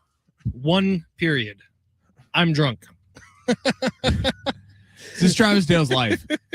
Well, first off, are you guys having bar cart tomorrow? No, we did bar cart Thursday today because Tony, Travis, Rich are all going to be messes tomorrow because of this golf tournament. So what's the show plan for tomorrow? What's the big get up? You guys you can't just get drunk. A cat's in a different country. It may just be me tomorrow morning is kind of where things are heading at this point. Do you need me to come in early? We'll do rock history trivia. Yeah, maybe just a bunch of David Lee Roth for 4 hours. Yes, makes 100%. All right, we got one more talk back to play here. This one coming in late in the show, and the random number generator is giving it to him. Jack Powers, if you will, the most recent one I sent, smash it. Change the schedule away from Sundays and start mixing everything up and make it that much more difficult. Since it's such a physical sport, etc. Hell to the no, no, to the no, no, no. Hell to the no, no, no. Hell to the no, no, to the no, no, no. Come on, Commissioner. The wheel ain't broke. Don't try to fix it. I say stick with where it's at right now. Terry from Claremont. Have a great day. Terry from Claremont, you have a great day as well. And what a song. I feel blessed right now. Yeah, Terry, like putting together a little song and dance for us. How about that? Hell to the no, no, no. Terry from Claremont winning a 4-pack of tickets to the San Diego County Fair. We will have another 4-pack coming up tomorrow, as well as another pair of tickets to go see Chicago at the San Diego County Fair. We'll have a new talkback question for you. It will be a Friday question, so things might get a little wacky. Can't wait for that. All right, we're going to finish the show off where we started today, and that is the San Diego Padres. Shut out twice in 3 days against the Philadelphia Phillies. The schedule does not get easier. They got Washington coming up next, the Nationals, who are playing some really, really good baseball right now. If you haven't looked at the NL West standings in a little bit, watch out. The Arizona Diamondbacks have arrived. They are tied with the Padres for second place right now. Both teams 4.5 games back of the Dodgers. And this is it's becoming a bit of a slippery slope. So the way Padres were winning games at the beginning of the season, clearly isn't sustainable. They've said as much. In fact, that sustainability word has been in back-to-back days of Manny Machado post-game press conferences. Obviously, they can't keep playing like this. Obviously, something needs to happen to this offense. I don't exactly know what that is, but I wouldn't be surprised at all if A.J. Preller made one of his moves, where it's before the trade deadline like Luis Ariz was, where he gets someone in here to make something happen. My question about it would be, is it even worth it to do with this team? Well, yeah, is this team one move away? I don't think so, but you need something to come in and jumpstart the offense, and you can't just resign to the fact that when you were 9 games over 500 just a week ago, all of a sudden you're just giving a lot of that away. You can't keep going at this pace. Right. They feel right. It's hard because also how much worse is Manny Machado going to get on this contract? How much worse is Xander Bogaerts going to get on this Machado's contract? getting worse. This is the most alarming part. Machado's 34 years old. Like, he better turn 34. So Machado's not getting any younger at some point. That's what's frustrating about the Tatis and Merrill piece, because they're young. They have no excuse for this. Not that Machado gets an excuse, but that's the argument to add now, isn't it? Right. But at the end of the day, you already traded DeVries. The only prospect that has big time value to other teams, Ethan Salas. Right. Look, I get that counting on 18-year-olds and saying, hey, this guy's going to be good a couple of years from now is not appealing to the fan base because people want to win now. But at what time are you looking to sell off assets? Like, at what point has this core group of guys not worked? You became relevant the last 7 years. You had some good runs. You took down the Dodgers in one series. But at what point is this core group of players not going to get it done? And I always go back to, what's the definition of insanity? Doing the same thing over and over again and expecting different results. And I'm really not putting any blame on A.J. Preller. I really am not. They may not be popular, but A.J. Preller is finding Miguel Andujar's and Gavin Sheets and squeezing the last little bit you can get out of Walker Buehler and Randy Vasquez. Hell, German Marquez, with a 15 ERA, got a couple wins for this team. So it's not like A.J. Preller is not doing his job. It's that the guys who are getting paid to have their faces on the building, that sell the jerseys, are not producing, and it's tiring having the same conversation every day because they are not doing it day in and day out. And I don't know what the answer is besides flip the team around in entirety. And it's a bigger conversation surrounding A.J. Preller, because you're right. He has hit on a million of these kind of last-second additions before a season, and they end up being huge parts of this team. You can go down the list, the Seth Lugos, even Mike Clevenger back in the day, Luis Ariz over the last Mason couple Miller. years. Sure. The problem isn't those. The problems are these massive contracts that the Padres are riddled with. Name one that has worked out for the Padres. But is that Preller's fault or ownership's fault? I mean, it's partially Preller's fault. He's the GM. I mean, I know for sure Peter Seidler had a lot to do with the fact that they ended up getting Manny Machado that second extension. But A.J. Preller is as much a part of this as anything. And look, Joe Musgrove, unfortunately, it's not working out as well as we all thought it would be. Even though we're big fans of Joe, it hasn't worked out as well. Yu Darvish. That's fair. The Darvish Manny contract's Machado. bad.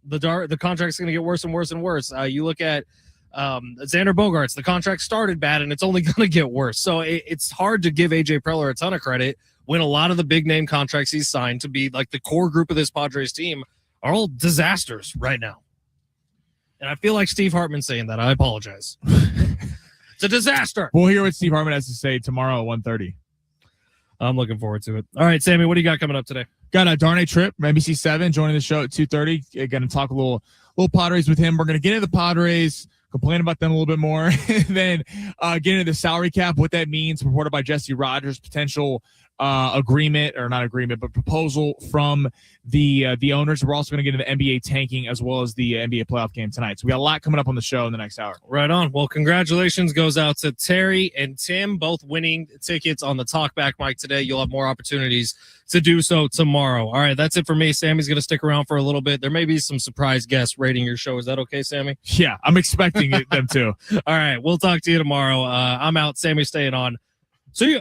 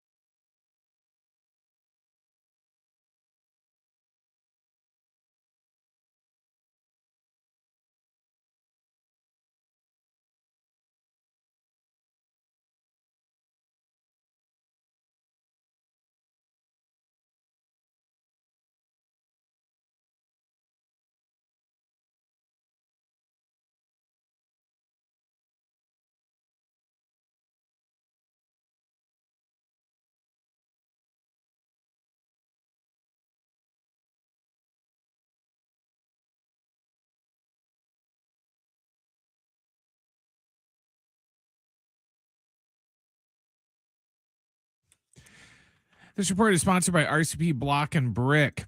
Padres are off today, but they're going to Washington to take on the Nationals for a weekend set starting tomorrow. The first pitch will be at 3:45.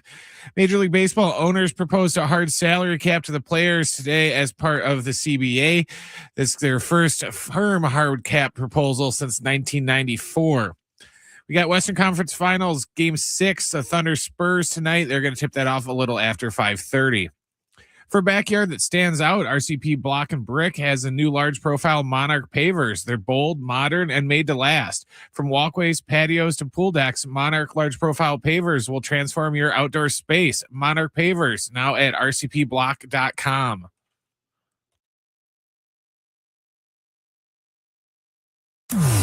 Going long with Sammy. That's going to be hot. In depth on the story of the day. Plus, it's warm in the hot seat.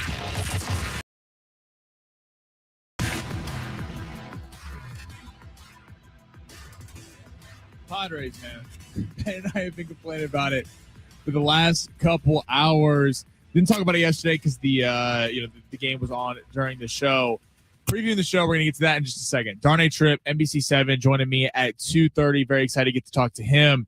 And then we'll talk to Schaefer and Slee coming up at 2:45. But this text I thought we'd start with, 858, says a more telling stat for Tatis is out of 52 hits, he has only 7 extra base hits. So Texas 70470, start your message with team for your thoughts on the Padres. But look, there's no way to sugarcoat it. That series was terrible. I mean, heading into the series, we were off Monday, but on Tuesday we're talking about the importance of beating the Philadelphia Phillies.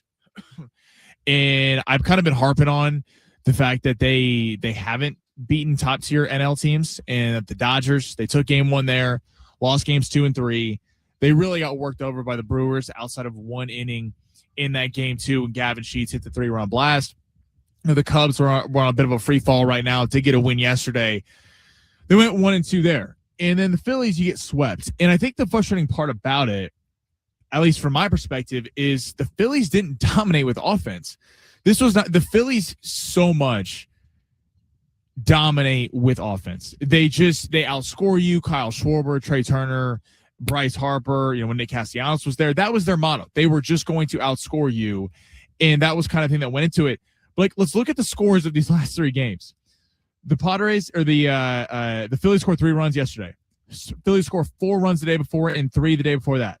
So 10 runs over a 3-game set. I think most Padre fans would have taken that. And yet the offense is putrid. I mean, 0 runs, 3 runs, 0 runs. I mean, I don't even know. Going back to the A series, 2 runs, 2 runs. Over the last 2 weeks, the only big-time offensive outing they've had was that Friday night against the A's where they scored 7 runs. And I heard a lot today. I was watching John and Jim on the wrap-up show last night, and a lot of people I get were frustrated, and we're kind of pointing at A.J. Preller and like, fire Preller, get rid of Preller. Look, has everything he done worked out? No. Ben laid him out, if you were listening to Fletcher and I show right before, about, the kind of mentioning the Bogarts contract, the Machado contract, guys like that. I don't blame him for any of that. The Yu Darvish contract, sure. I'll put some blame on A.J. Preller for getting suckered into that one. The Joe Musgrove one, sure as well. That one, those 2 contracts have not worked out. Joe Musgrove is a fan favorite here in San Diego, but due to his injuries, that hasn't worked out. And Yu Darvish, like the money that's been tied up in Yu Darvish and in Joe Musgrove has certainly played a factor into the Padres. But besides that, like, I don't put a lot on A.J. Preller in regards to Manny Machado, in Xander Bogaerts, and Tatis, because we want to praise the late great Peter Seiler, unbelievable owner, greatest owner the city's ever seen. But let's be honest, that contract with Manny Machado is bad. I mean, I know that the Machado and the Seilers were very close, and if we remember right, Manny Machado kind of complained about the fact that he wasn't getting a contract extension. Then all of a sudden he got one. And you're seeing a player age right before our eyes. Look, I know the home runs are there, but a 173 batting average just simply is not cutting it. And, the Tatis, you had to pay Tatis. Tatis looked like the next big thing when that happened. And Xander Bogaerts this year, yes, if you had the opportunity to rip up that contract right now, you would. Bogaerts this year has been pretty solid, but that felt like a rushed move for a team that felt like, rightfully so, felt like they were in the conversation in the NL to make a run. Because if we remember right, they lost out on Aaron Judge. They offered Trey Turner more money, and he wanted to go back to be on the East Coast, which is why he went to Philadelphia. And then they ended up with Xander Bogaerts. So it's frustrating when we're sitting here and it's like people want to blame AJ Preller. I just personally don't see that. AJ Preller has gotten Gavin Sheets, has gotten Miguel Andujar.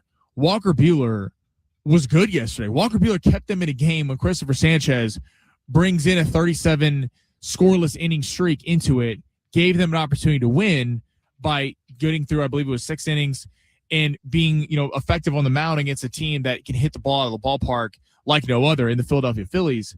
But I think it's what we're seeing right now. Like he got Buehler, he got Andujar, he got Sheets. He's finding all these fringe pieces left and right, assembled an unbelievable bullpen, as well as starting rotation that has it been money? No. But with no Nick Pivetta, at least for a large portion of the season, and no Joe Musgrove, I certainly did not think it would be serviceable like this. And that's not the reason why they're not beating top-tier competition. I mean, let's look at the Dodgers series. Randy Vasquez kept them in that Wednesday game. Did he look good? No. Did he give up a bunch of hits? 100%. But, he gave the solo shot to Shohei Ohtani off the jump, and then he didn't allow any more runs that inning. The Dodgers scored a run in the second inning, left a couple on base. The Dodgers left 7 on base in that game, and yet the offense at home mustered 0 runs. In the game 1, they won. They won because Michael King was exceptional. And then Mason Miller came in and closed the show 1-0.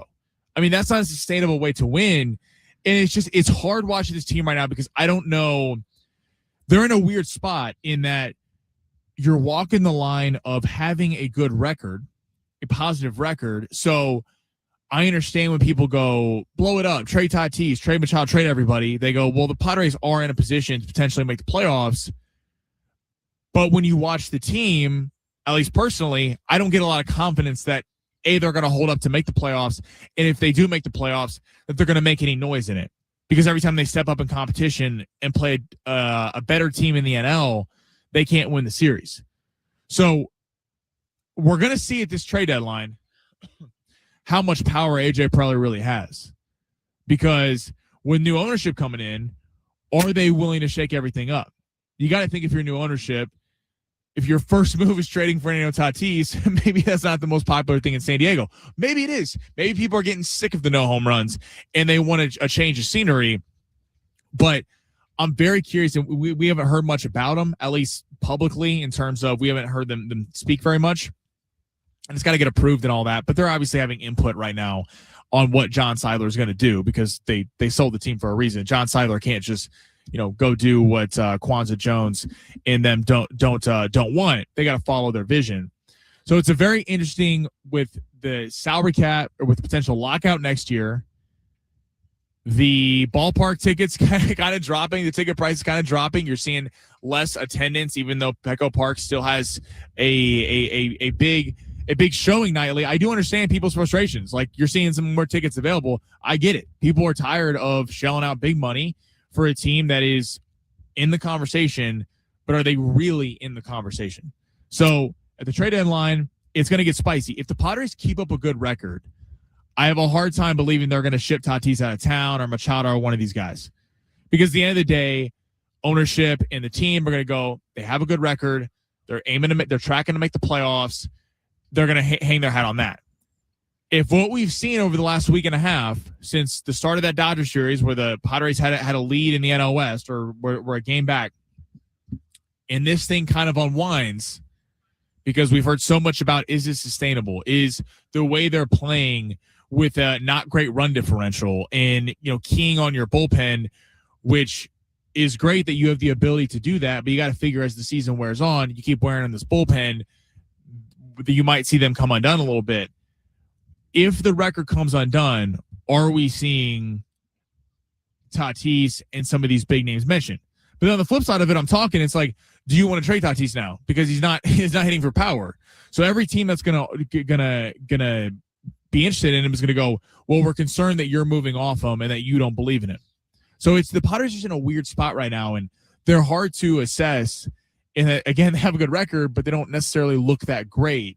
So it's kind of walking that fine line between, being overly critical, but also kind of saying what we're seeing. And that's so what we'll see in the next coming weeks. They got a tough schedule. The Nationals is not a joke. And then you got the Phillies on a quick turnaround, then the Braves coming up in a couple weeks. So we're going to see if this team can crack it against elite competition, but right now not looking super great. All right, earlier, Ben and I were getting into it. Jesse Rogers reporting that the MLB, the owners made a proposal today for next season. So this is the proposal. The MLB proposed a hard salary cap to union officials today as part of the next CBA. Sources tell ESPN the salary floor for teams beginning in 2027 will be set at $171 million, which includes player benefits, with the ceiling at $245 million. So there was also a side note for Jesse Rogers that just came out a little bit ago. If the union were to agree to the concept of a salary cap, the league would be open to negotiating a host of things, including phasing it in, a Larry Bird-esque rule, and changes to free agency. And then the MLB Players Association response was this.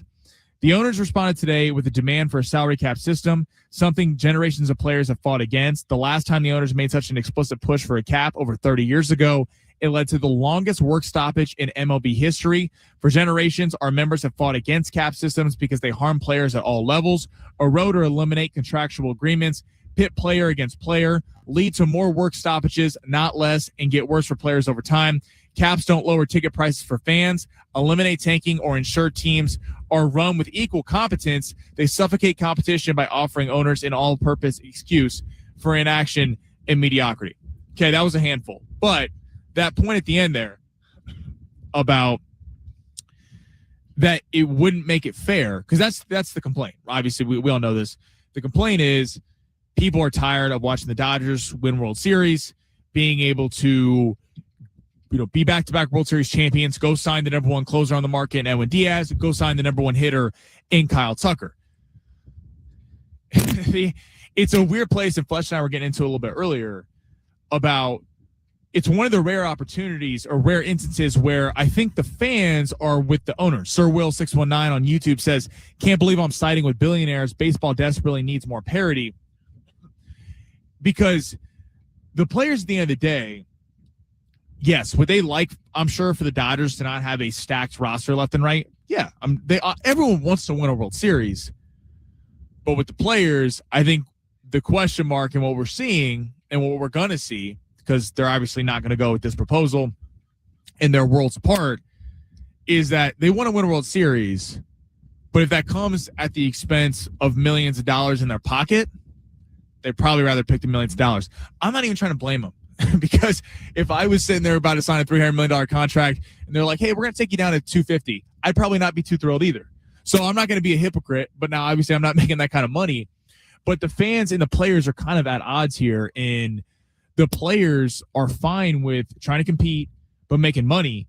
If the hard cap is at 245, which is not going to be because they're going to redo this proposal and be fighting for months on end. But let's just say for some reason they accepted this. Fernando Tatis makes $340 million. Now, I know that's not per year, so salary cap goes per year. But gone are the days of $300 million deals. In baseball, they hand those out left and right. I mean, they hand out Connor Griffin, the new star for the Pirates. Before I believe he had gotten a hit in Major League Baseball, he got a couple $100 million contract. So, I mean, the interesting part in there with the MLB Players Association or the owners talking about they could gradually work a salary cap in. It's kind of the only way you could do it because, I mean, what are you going to do? You're going to make the Dodgers rip up Shohei's contract or make them not have the deferrals because they signed it when deferrals were okay? Is the Kyle Tucker contract going to get ripped up or Aaron Judge's contract? Like, there's so much that goes into play. And we got a great text earlier about from the 858 that, people were like, I'd rather take a little bit of a hit with no baseball next year than to finally have, something. Oh, here we go. 858. I'm willing to endure a bit of a lockout if it means MLB can get this right. Something has to be done. You can't have the Dodgers with a $500 million payroll and the Marlins with a payroll equivalent to a Quiznos subs. Pretty funny text there. But I mean, it's a good point. Like, it sucks for us personally if we don't get baseball next year. But then at the same time, if it's best for the long run that there is going to be a lockout and they finally come to a salary cap, it might be better for us 10 years down the road. 913 texting in. Sammy, do people keep popping beers around you? Fletch is sitting over here. Fletch is sober, actually. Fletch is being good because he probably has to drive Rich and Travis home. So we'll be seeing. I'm sure those boys will come stumbling around here in the next 20, 30 minutes. But coming up next on the other side, the NBA. So a lot of negotiating going on today with the Major League Baseball, the NBA. We're going to get into the Thunder and the Spurs series. Plus, they finally approved on anti-tanking laws. Do we like it? Text us 70470. Start your message with team. That's coming up next on Going Long, San Diego Sports 760, live on the iHeartRadio app.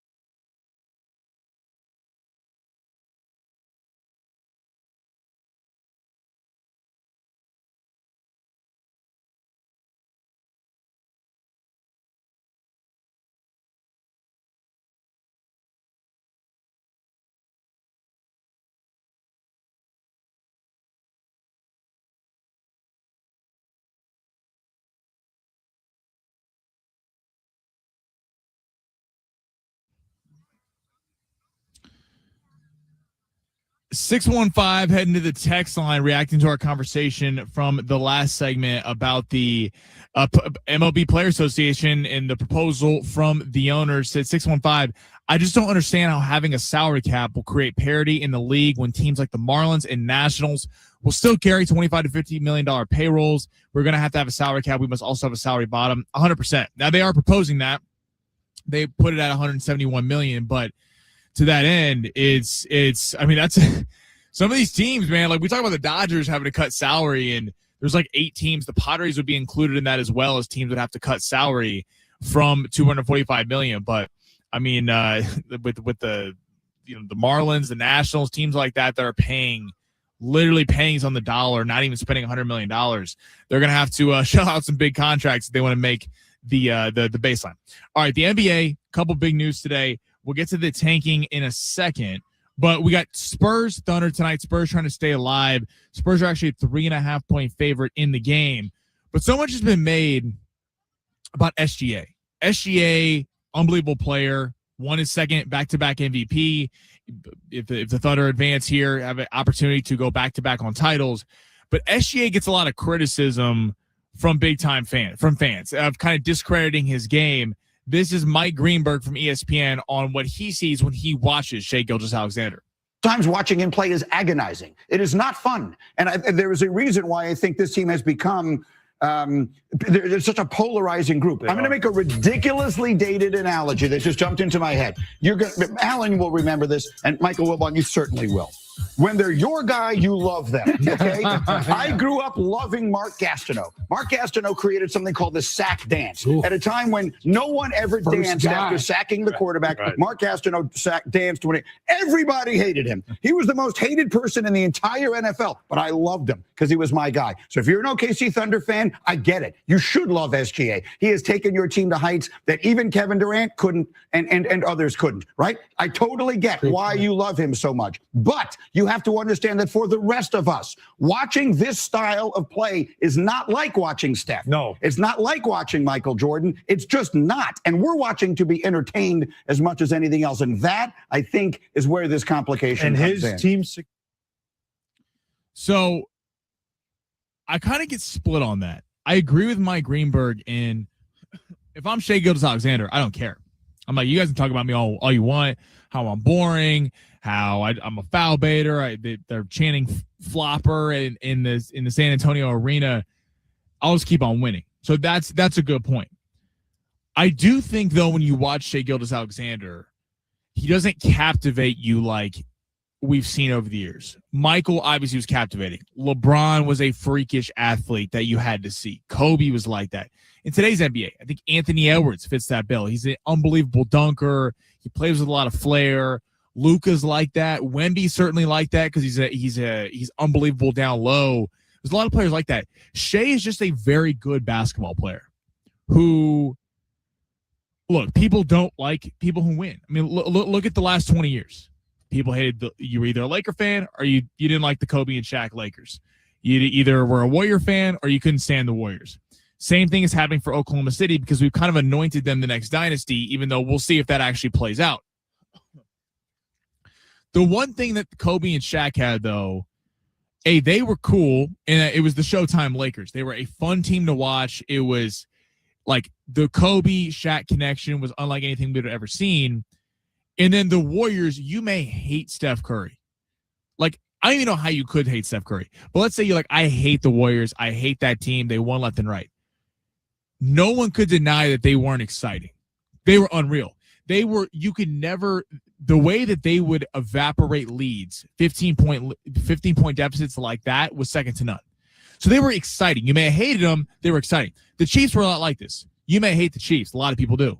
But with Mahomes and Kelsey and players like that, they were exciting. That offense with Tyreek Hill and Kareem Hunt, like those offenses were fun to watch. You may hate the team, but they were fun.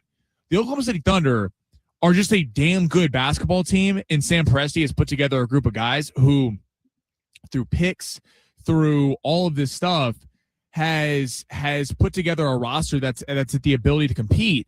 But then at the same time, I get what they're saying. Like when you watch SGA, 10 years from now, if we look back at SGA, I think people will be like, he's just a great player.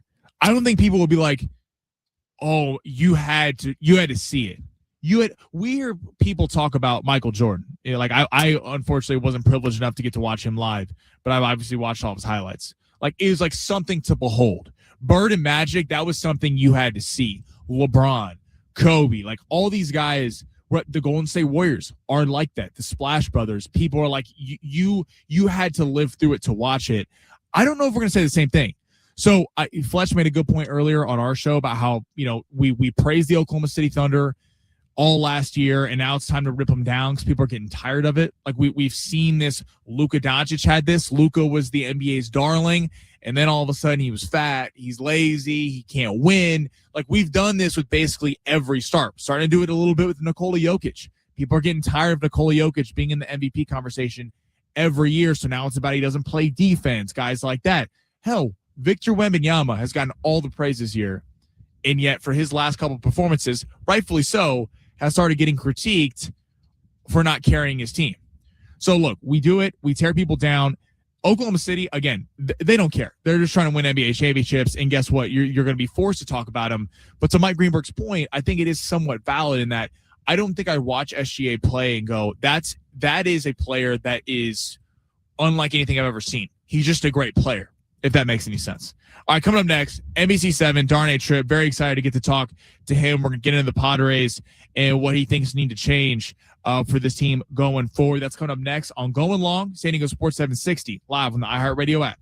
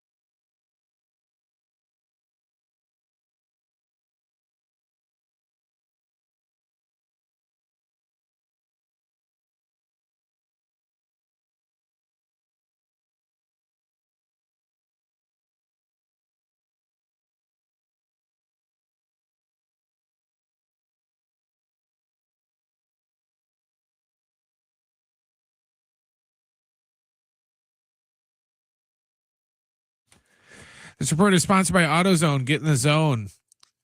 Padres have an off day today before going to Washington to take on the Nationals for a weekend set starting tomorrow. First pitch is set for 3:45. Major League Baseball owners proposed a hard salary cap to the players as part of the next CBA today. This is their first firm cap proposal since 1994. In NBA news, we got Western Conference Finals Game 6 tonight at Thunder and Spurs. They will tip off a little after 5:30. Starting Stronger starts at AutoZone, where they've got battery solutions in the form of free battery testing, free battery charging, and replacement batteries that fit your needs. That's what makes them America's #1 battery destination. Get in the zone, AutoZone.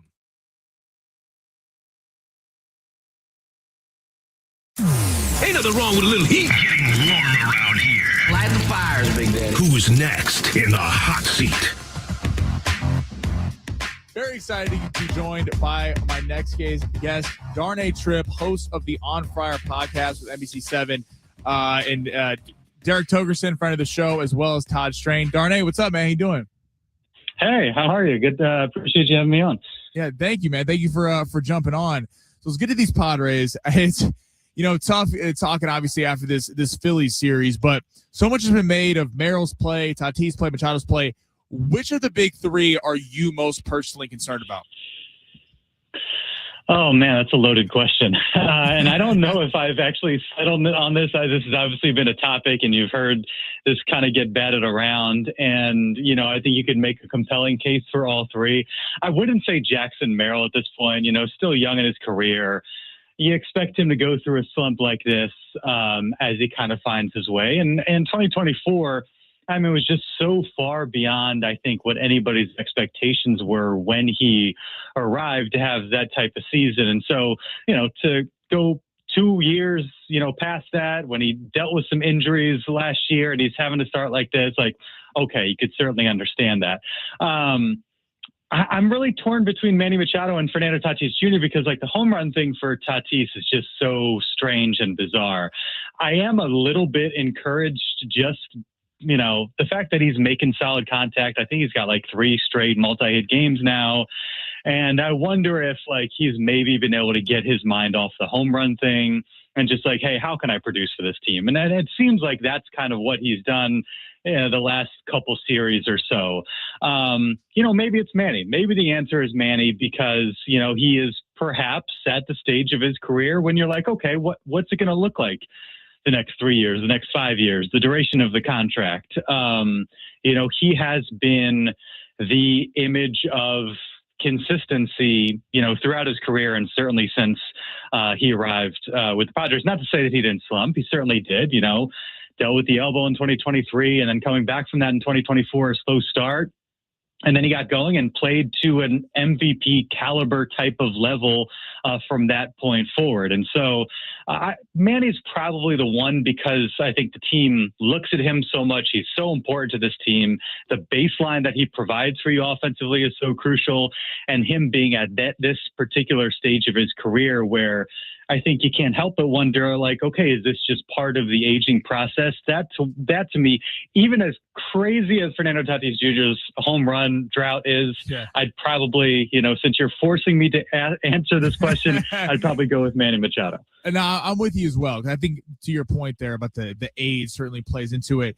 Right, Fernando's kind of hard to figure out. To give Fernando some credit, he's getting on base. His average has been going up. You mentioned the power, the no home run statistic obviously is very glaring, but what do you make of that in terms of him hitting it into the ground? So much Souza, the hitting coach, has been really critiqued recently. Do you put this more as a mechanic thing or just a confidence thing? I think it's got to be a little bit of both. My guess would be it started as a mechanics thing and turned into a confidence thing, which, of course it would, right? You're a little bit off. It starts to get in your head. You don't feel like the same guy. You're pressing. You're trying to do things. You just really want to hit a home run. And then you have kind of a rough few weeks. And of course, it's going to kind of get in your head. And, maybe it's me just kind of being hopeful, but, I have some optimism that he's kind of figuring his way through that. And, the fact that he has been as productive as he has been of late, even if it's just singles, even if it's just base hits. He's doing something for the team while playing a really solid second base. That gives me some hope that he's kind of gotten the home run thing out of his mind a little bit. And he's like, my time will come, hopefully, but I'm not going to do myself any favors if I'm just, focusing on that all the time. So what can I do? I mean, you talk about basketball all the time. Like I think of like a scorer who's not hitting shots. Like they say, okay, play defense, rebound, get on the break, go to the free throw line. Like stop worrying about your 3-point not dropping. Like your 3-pointer not dropping, you're not able to go to the hoop or whatever.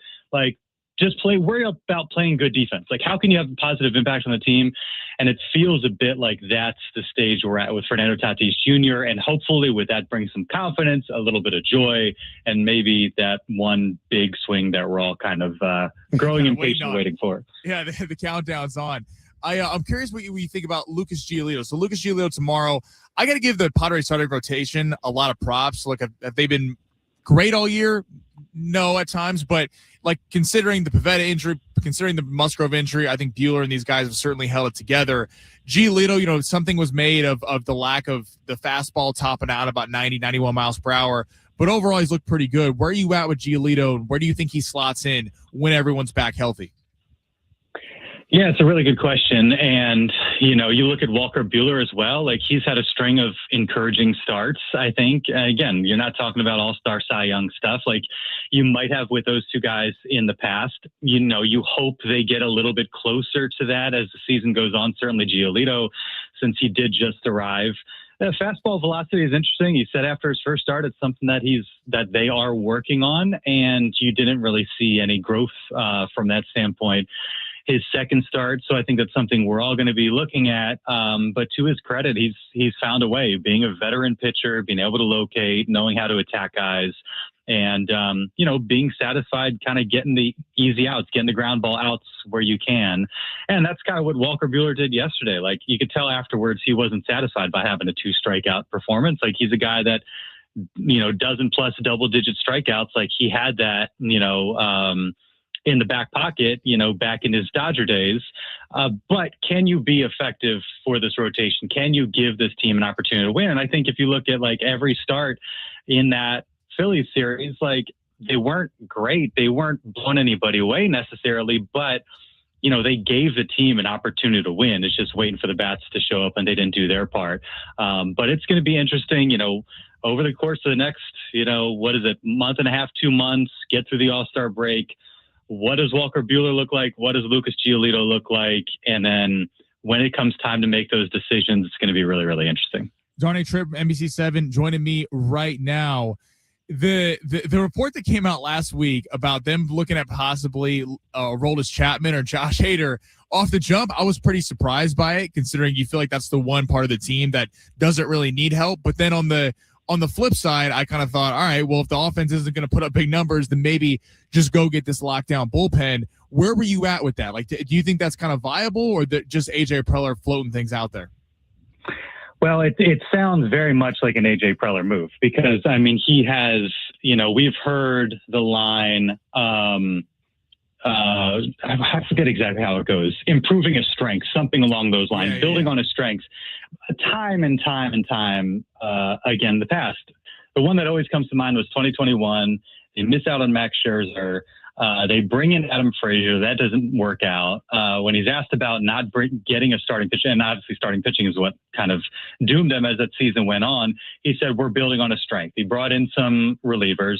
Again, did not work out at all. It has worked out in the past, 2024, when they really went in on relievers. They got Jason Adden, they got Tanner Scott. The bullpen, I think going into that deadline, not as strong. You certainly didn't have a Mason Miller. You had Robert Suarez. You had some guys. Adrian Morejon was still finding himself, not quite the level that he was last year. So that would be a very AJ Preller type of move. Part of it is like, okay, who's out there, and also what does the money look like, and what are they able to do? And I think what's really going to be, interesting about this first trade deadline is it's going to give us really our first clue in terms of like what Kwanzaa Jones and Jose Feliciano are willing to do. Because there's going to be bats available. There's going to be starting pitching available. But do they settle on just improving the bullpen? personally, I hope not. I think last year, like, they got Ramon Laureano and Ryan O'Hearn. Moves that I don't know if we were expecting at that point. It looks, as we sit right now, that this lineup is going to need some improvement. So are there deals like that they can make? I would be a little bit more curious about that than bringing in Aroldis Chapman as good as he might be and as much as he could help the bullpen. I think we all see there are glaring issues with this team that should probably be addressed first. Especially considering maybe the lack of prospects to trade with the amount they gave out last year. It does feel like you're maybe not looking at the right spot. Last one before I let you go. I don't know if you saw it, but today the owners did make a proposal of a salary floor of $171 million and the salary cap being $245 million. The players union immediately kind of shot that down, just wanting a salary cap. What do you make of all this? Like, I assume, I'm just speaking for you, you fall on the side of wanting a salary cap, but like, do you think we're headed for no baseball next year?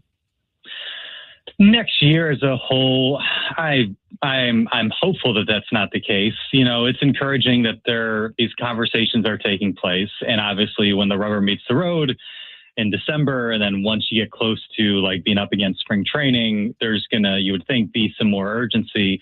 I think I've kind of been in favor of a cap, obviously 245, like it's got to be higher than 245. It just has to be.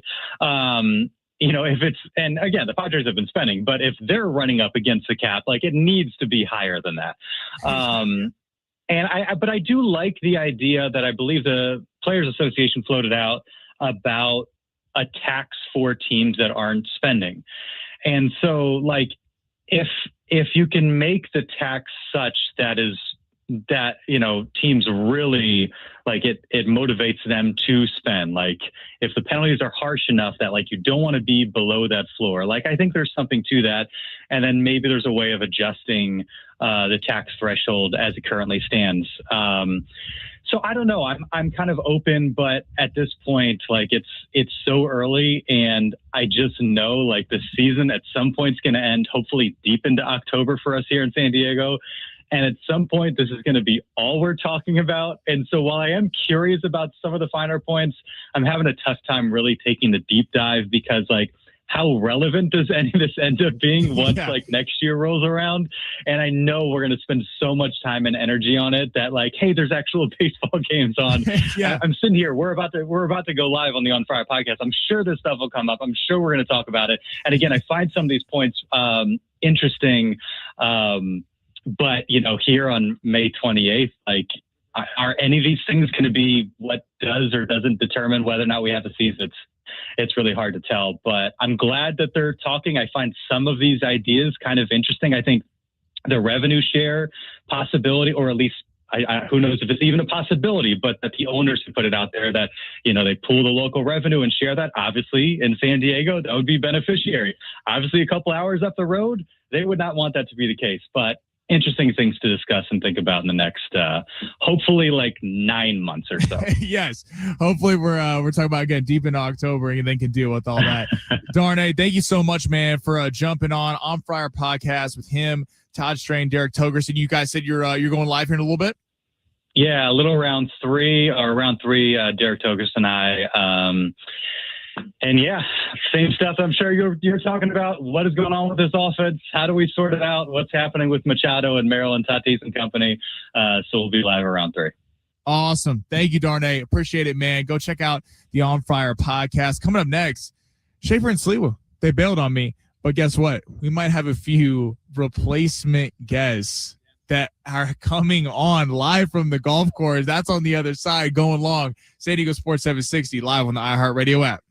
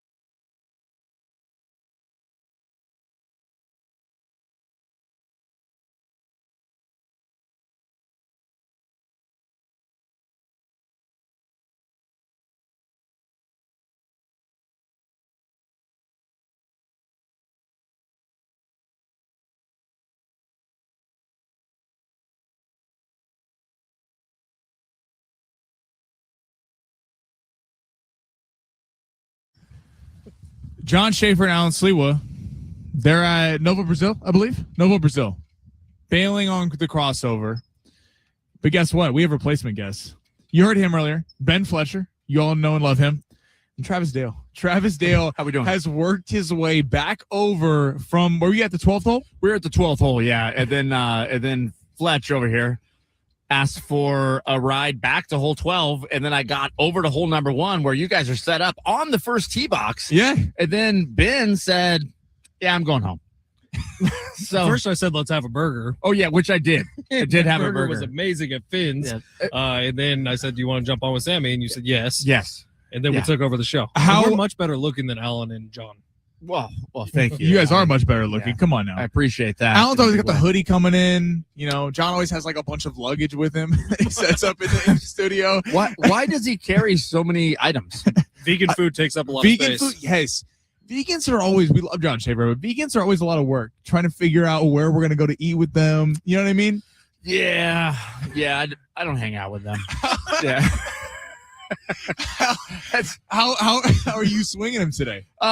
It's not been great. I'll be honest with you. However, before we teed off, there was a Jack Daniels booth that we had I can to see hit. it right over there. Yeah, it was Jack Daniels and then a Japanese whiskey, which I can't remember the name, which we Let's not try to repeat. Yeah. Listen, I'm doing everybody a favor. Yes. So I'm not even going to try. So what? It's there's different vendors on every hole. There are 2 or 3 vendors on every hole, not just at the tee box. There are also vendors at the hole, at the flag. Where are? Oh, really? Yeah. So you could hit someone on your tee shot. yeah, you're going to kill someone. Okay. But no worries from me. By the way, where is Rich Orberg? You can't get it that far. No. I was if they're near the flag, they're safe. That's the safest spot. Yeah. I would have paid you so much money if on this first tee box there was someone down there go, everyone back up. Everyone back up. Waiting for everyone to come back to get behind you. Listen, Bust out the big club. I'm going to say on the front 9, there were 12 different tequilas that we were, I'm quote unquote, forced to try. All right, what's crazy, DD, I just talked to a group of guys who are now listeners to our station. Fantastic. There we go. Fantastic. I like to hear that. And when I was talking to them, I asked them about how it's been going for them. And he was like, oh, man, we're taking it seriously. We just had 8 birdies in a row. Didn't sound drunk at all.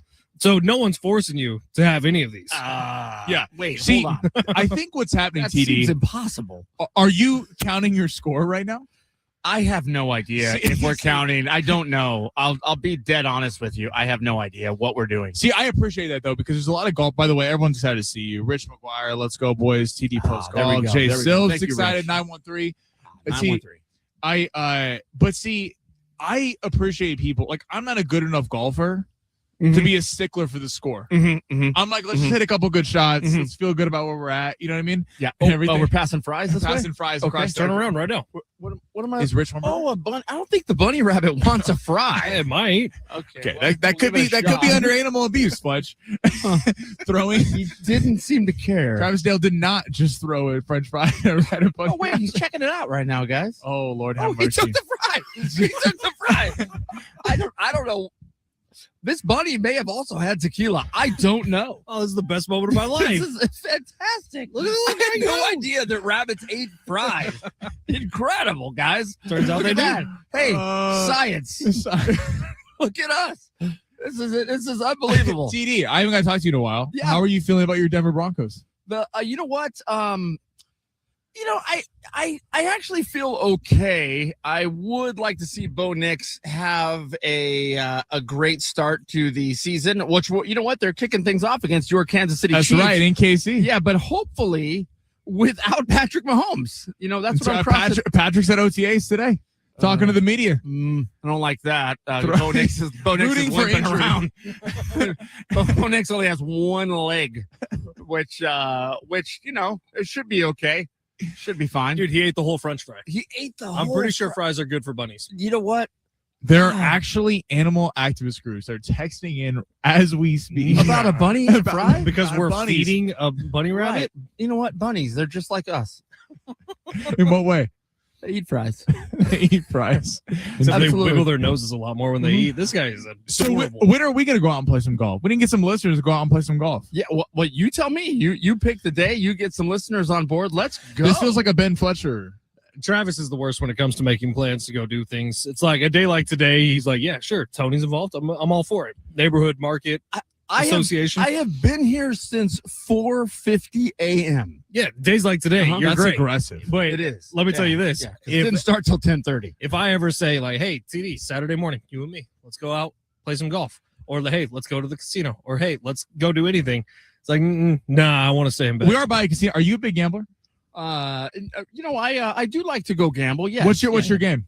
I guess I'd play blackjack, I suppose. Okay. If I'm in Vegas, I like to play Let It Ride. Okay, I like that. So no base betting allowed at the table.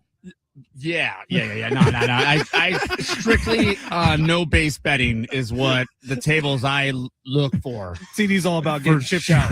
Yeah. I'm like, base betting, no thanks. Absolutely. I had a no go. I had a lady one time who was betting. I not kidding you, probably like 500 a hand, and I was betting like $10.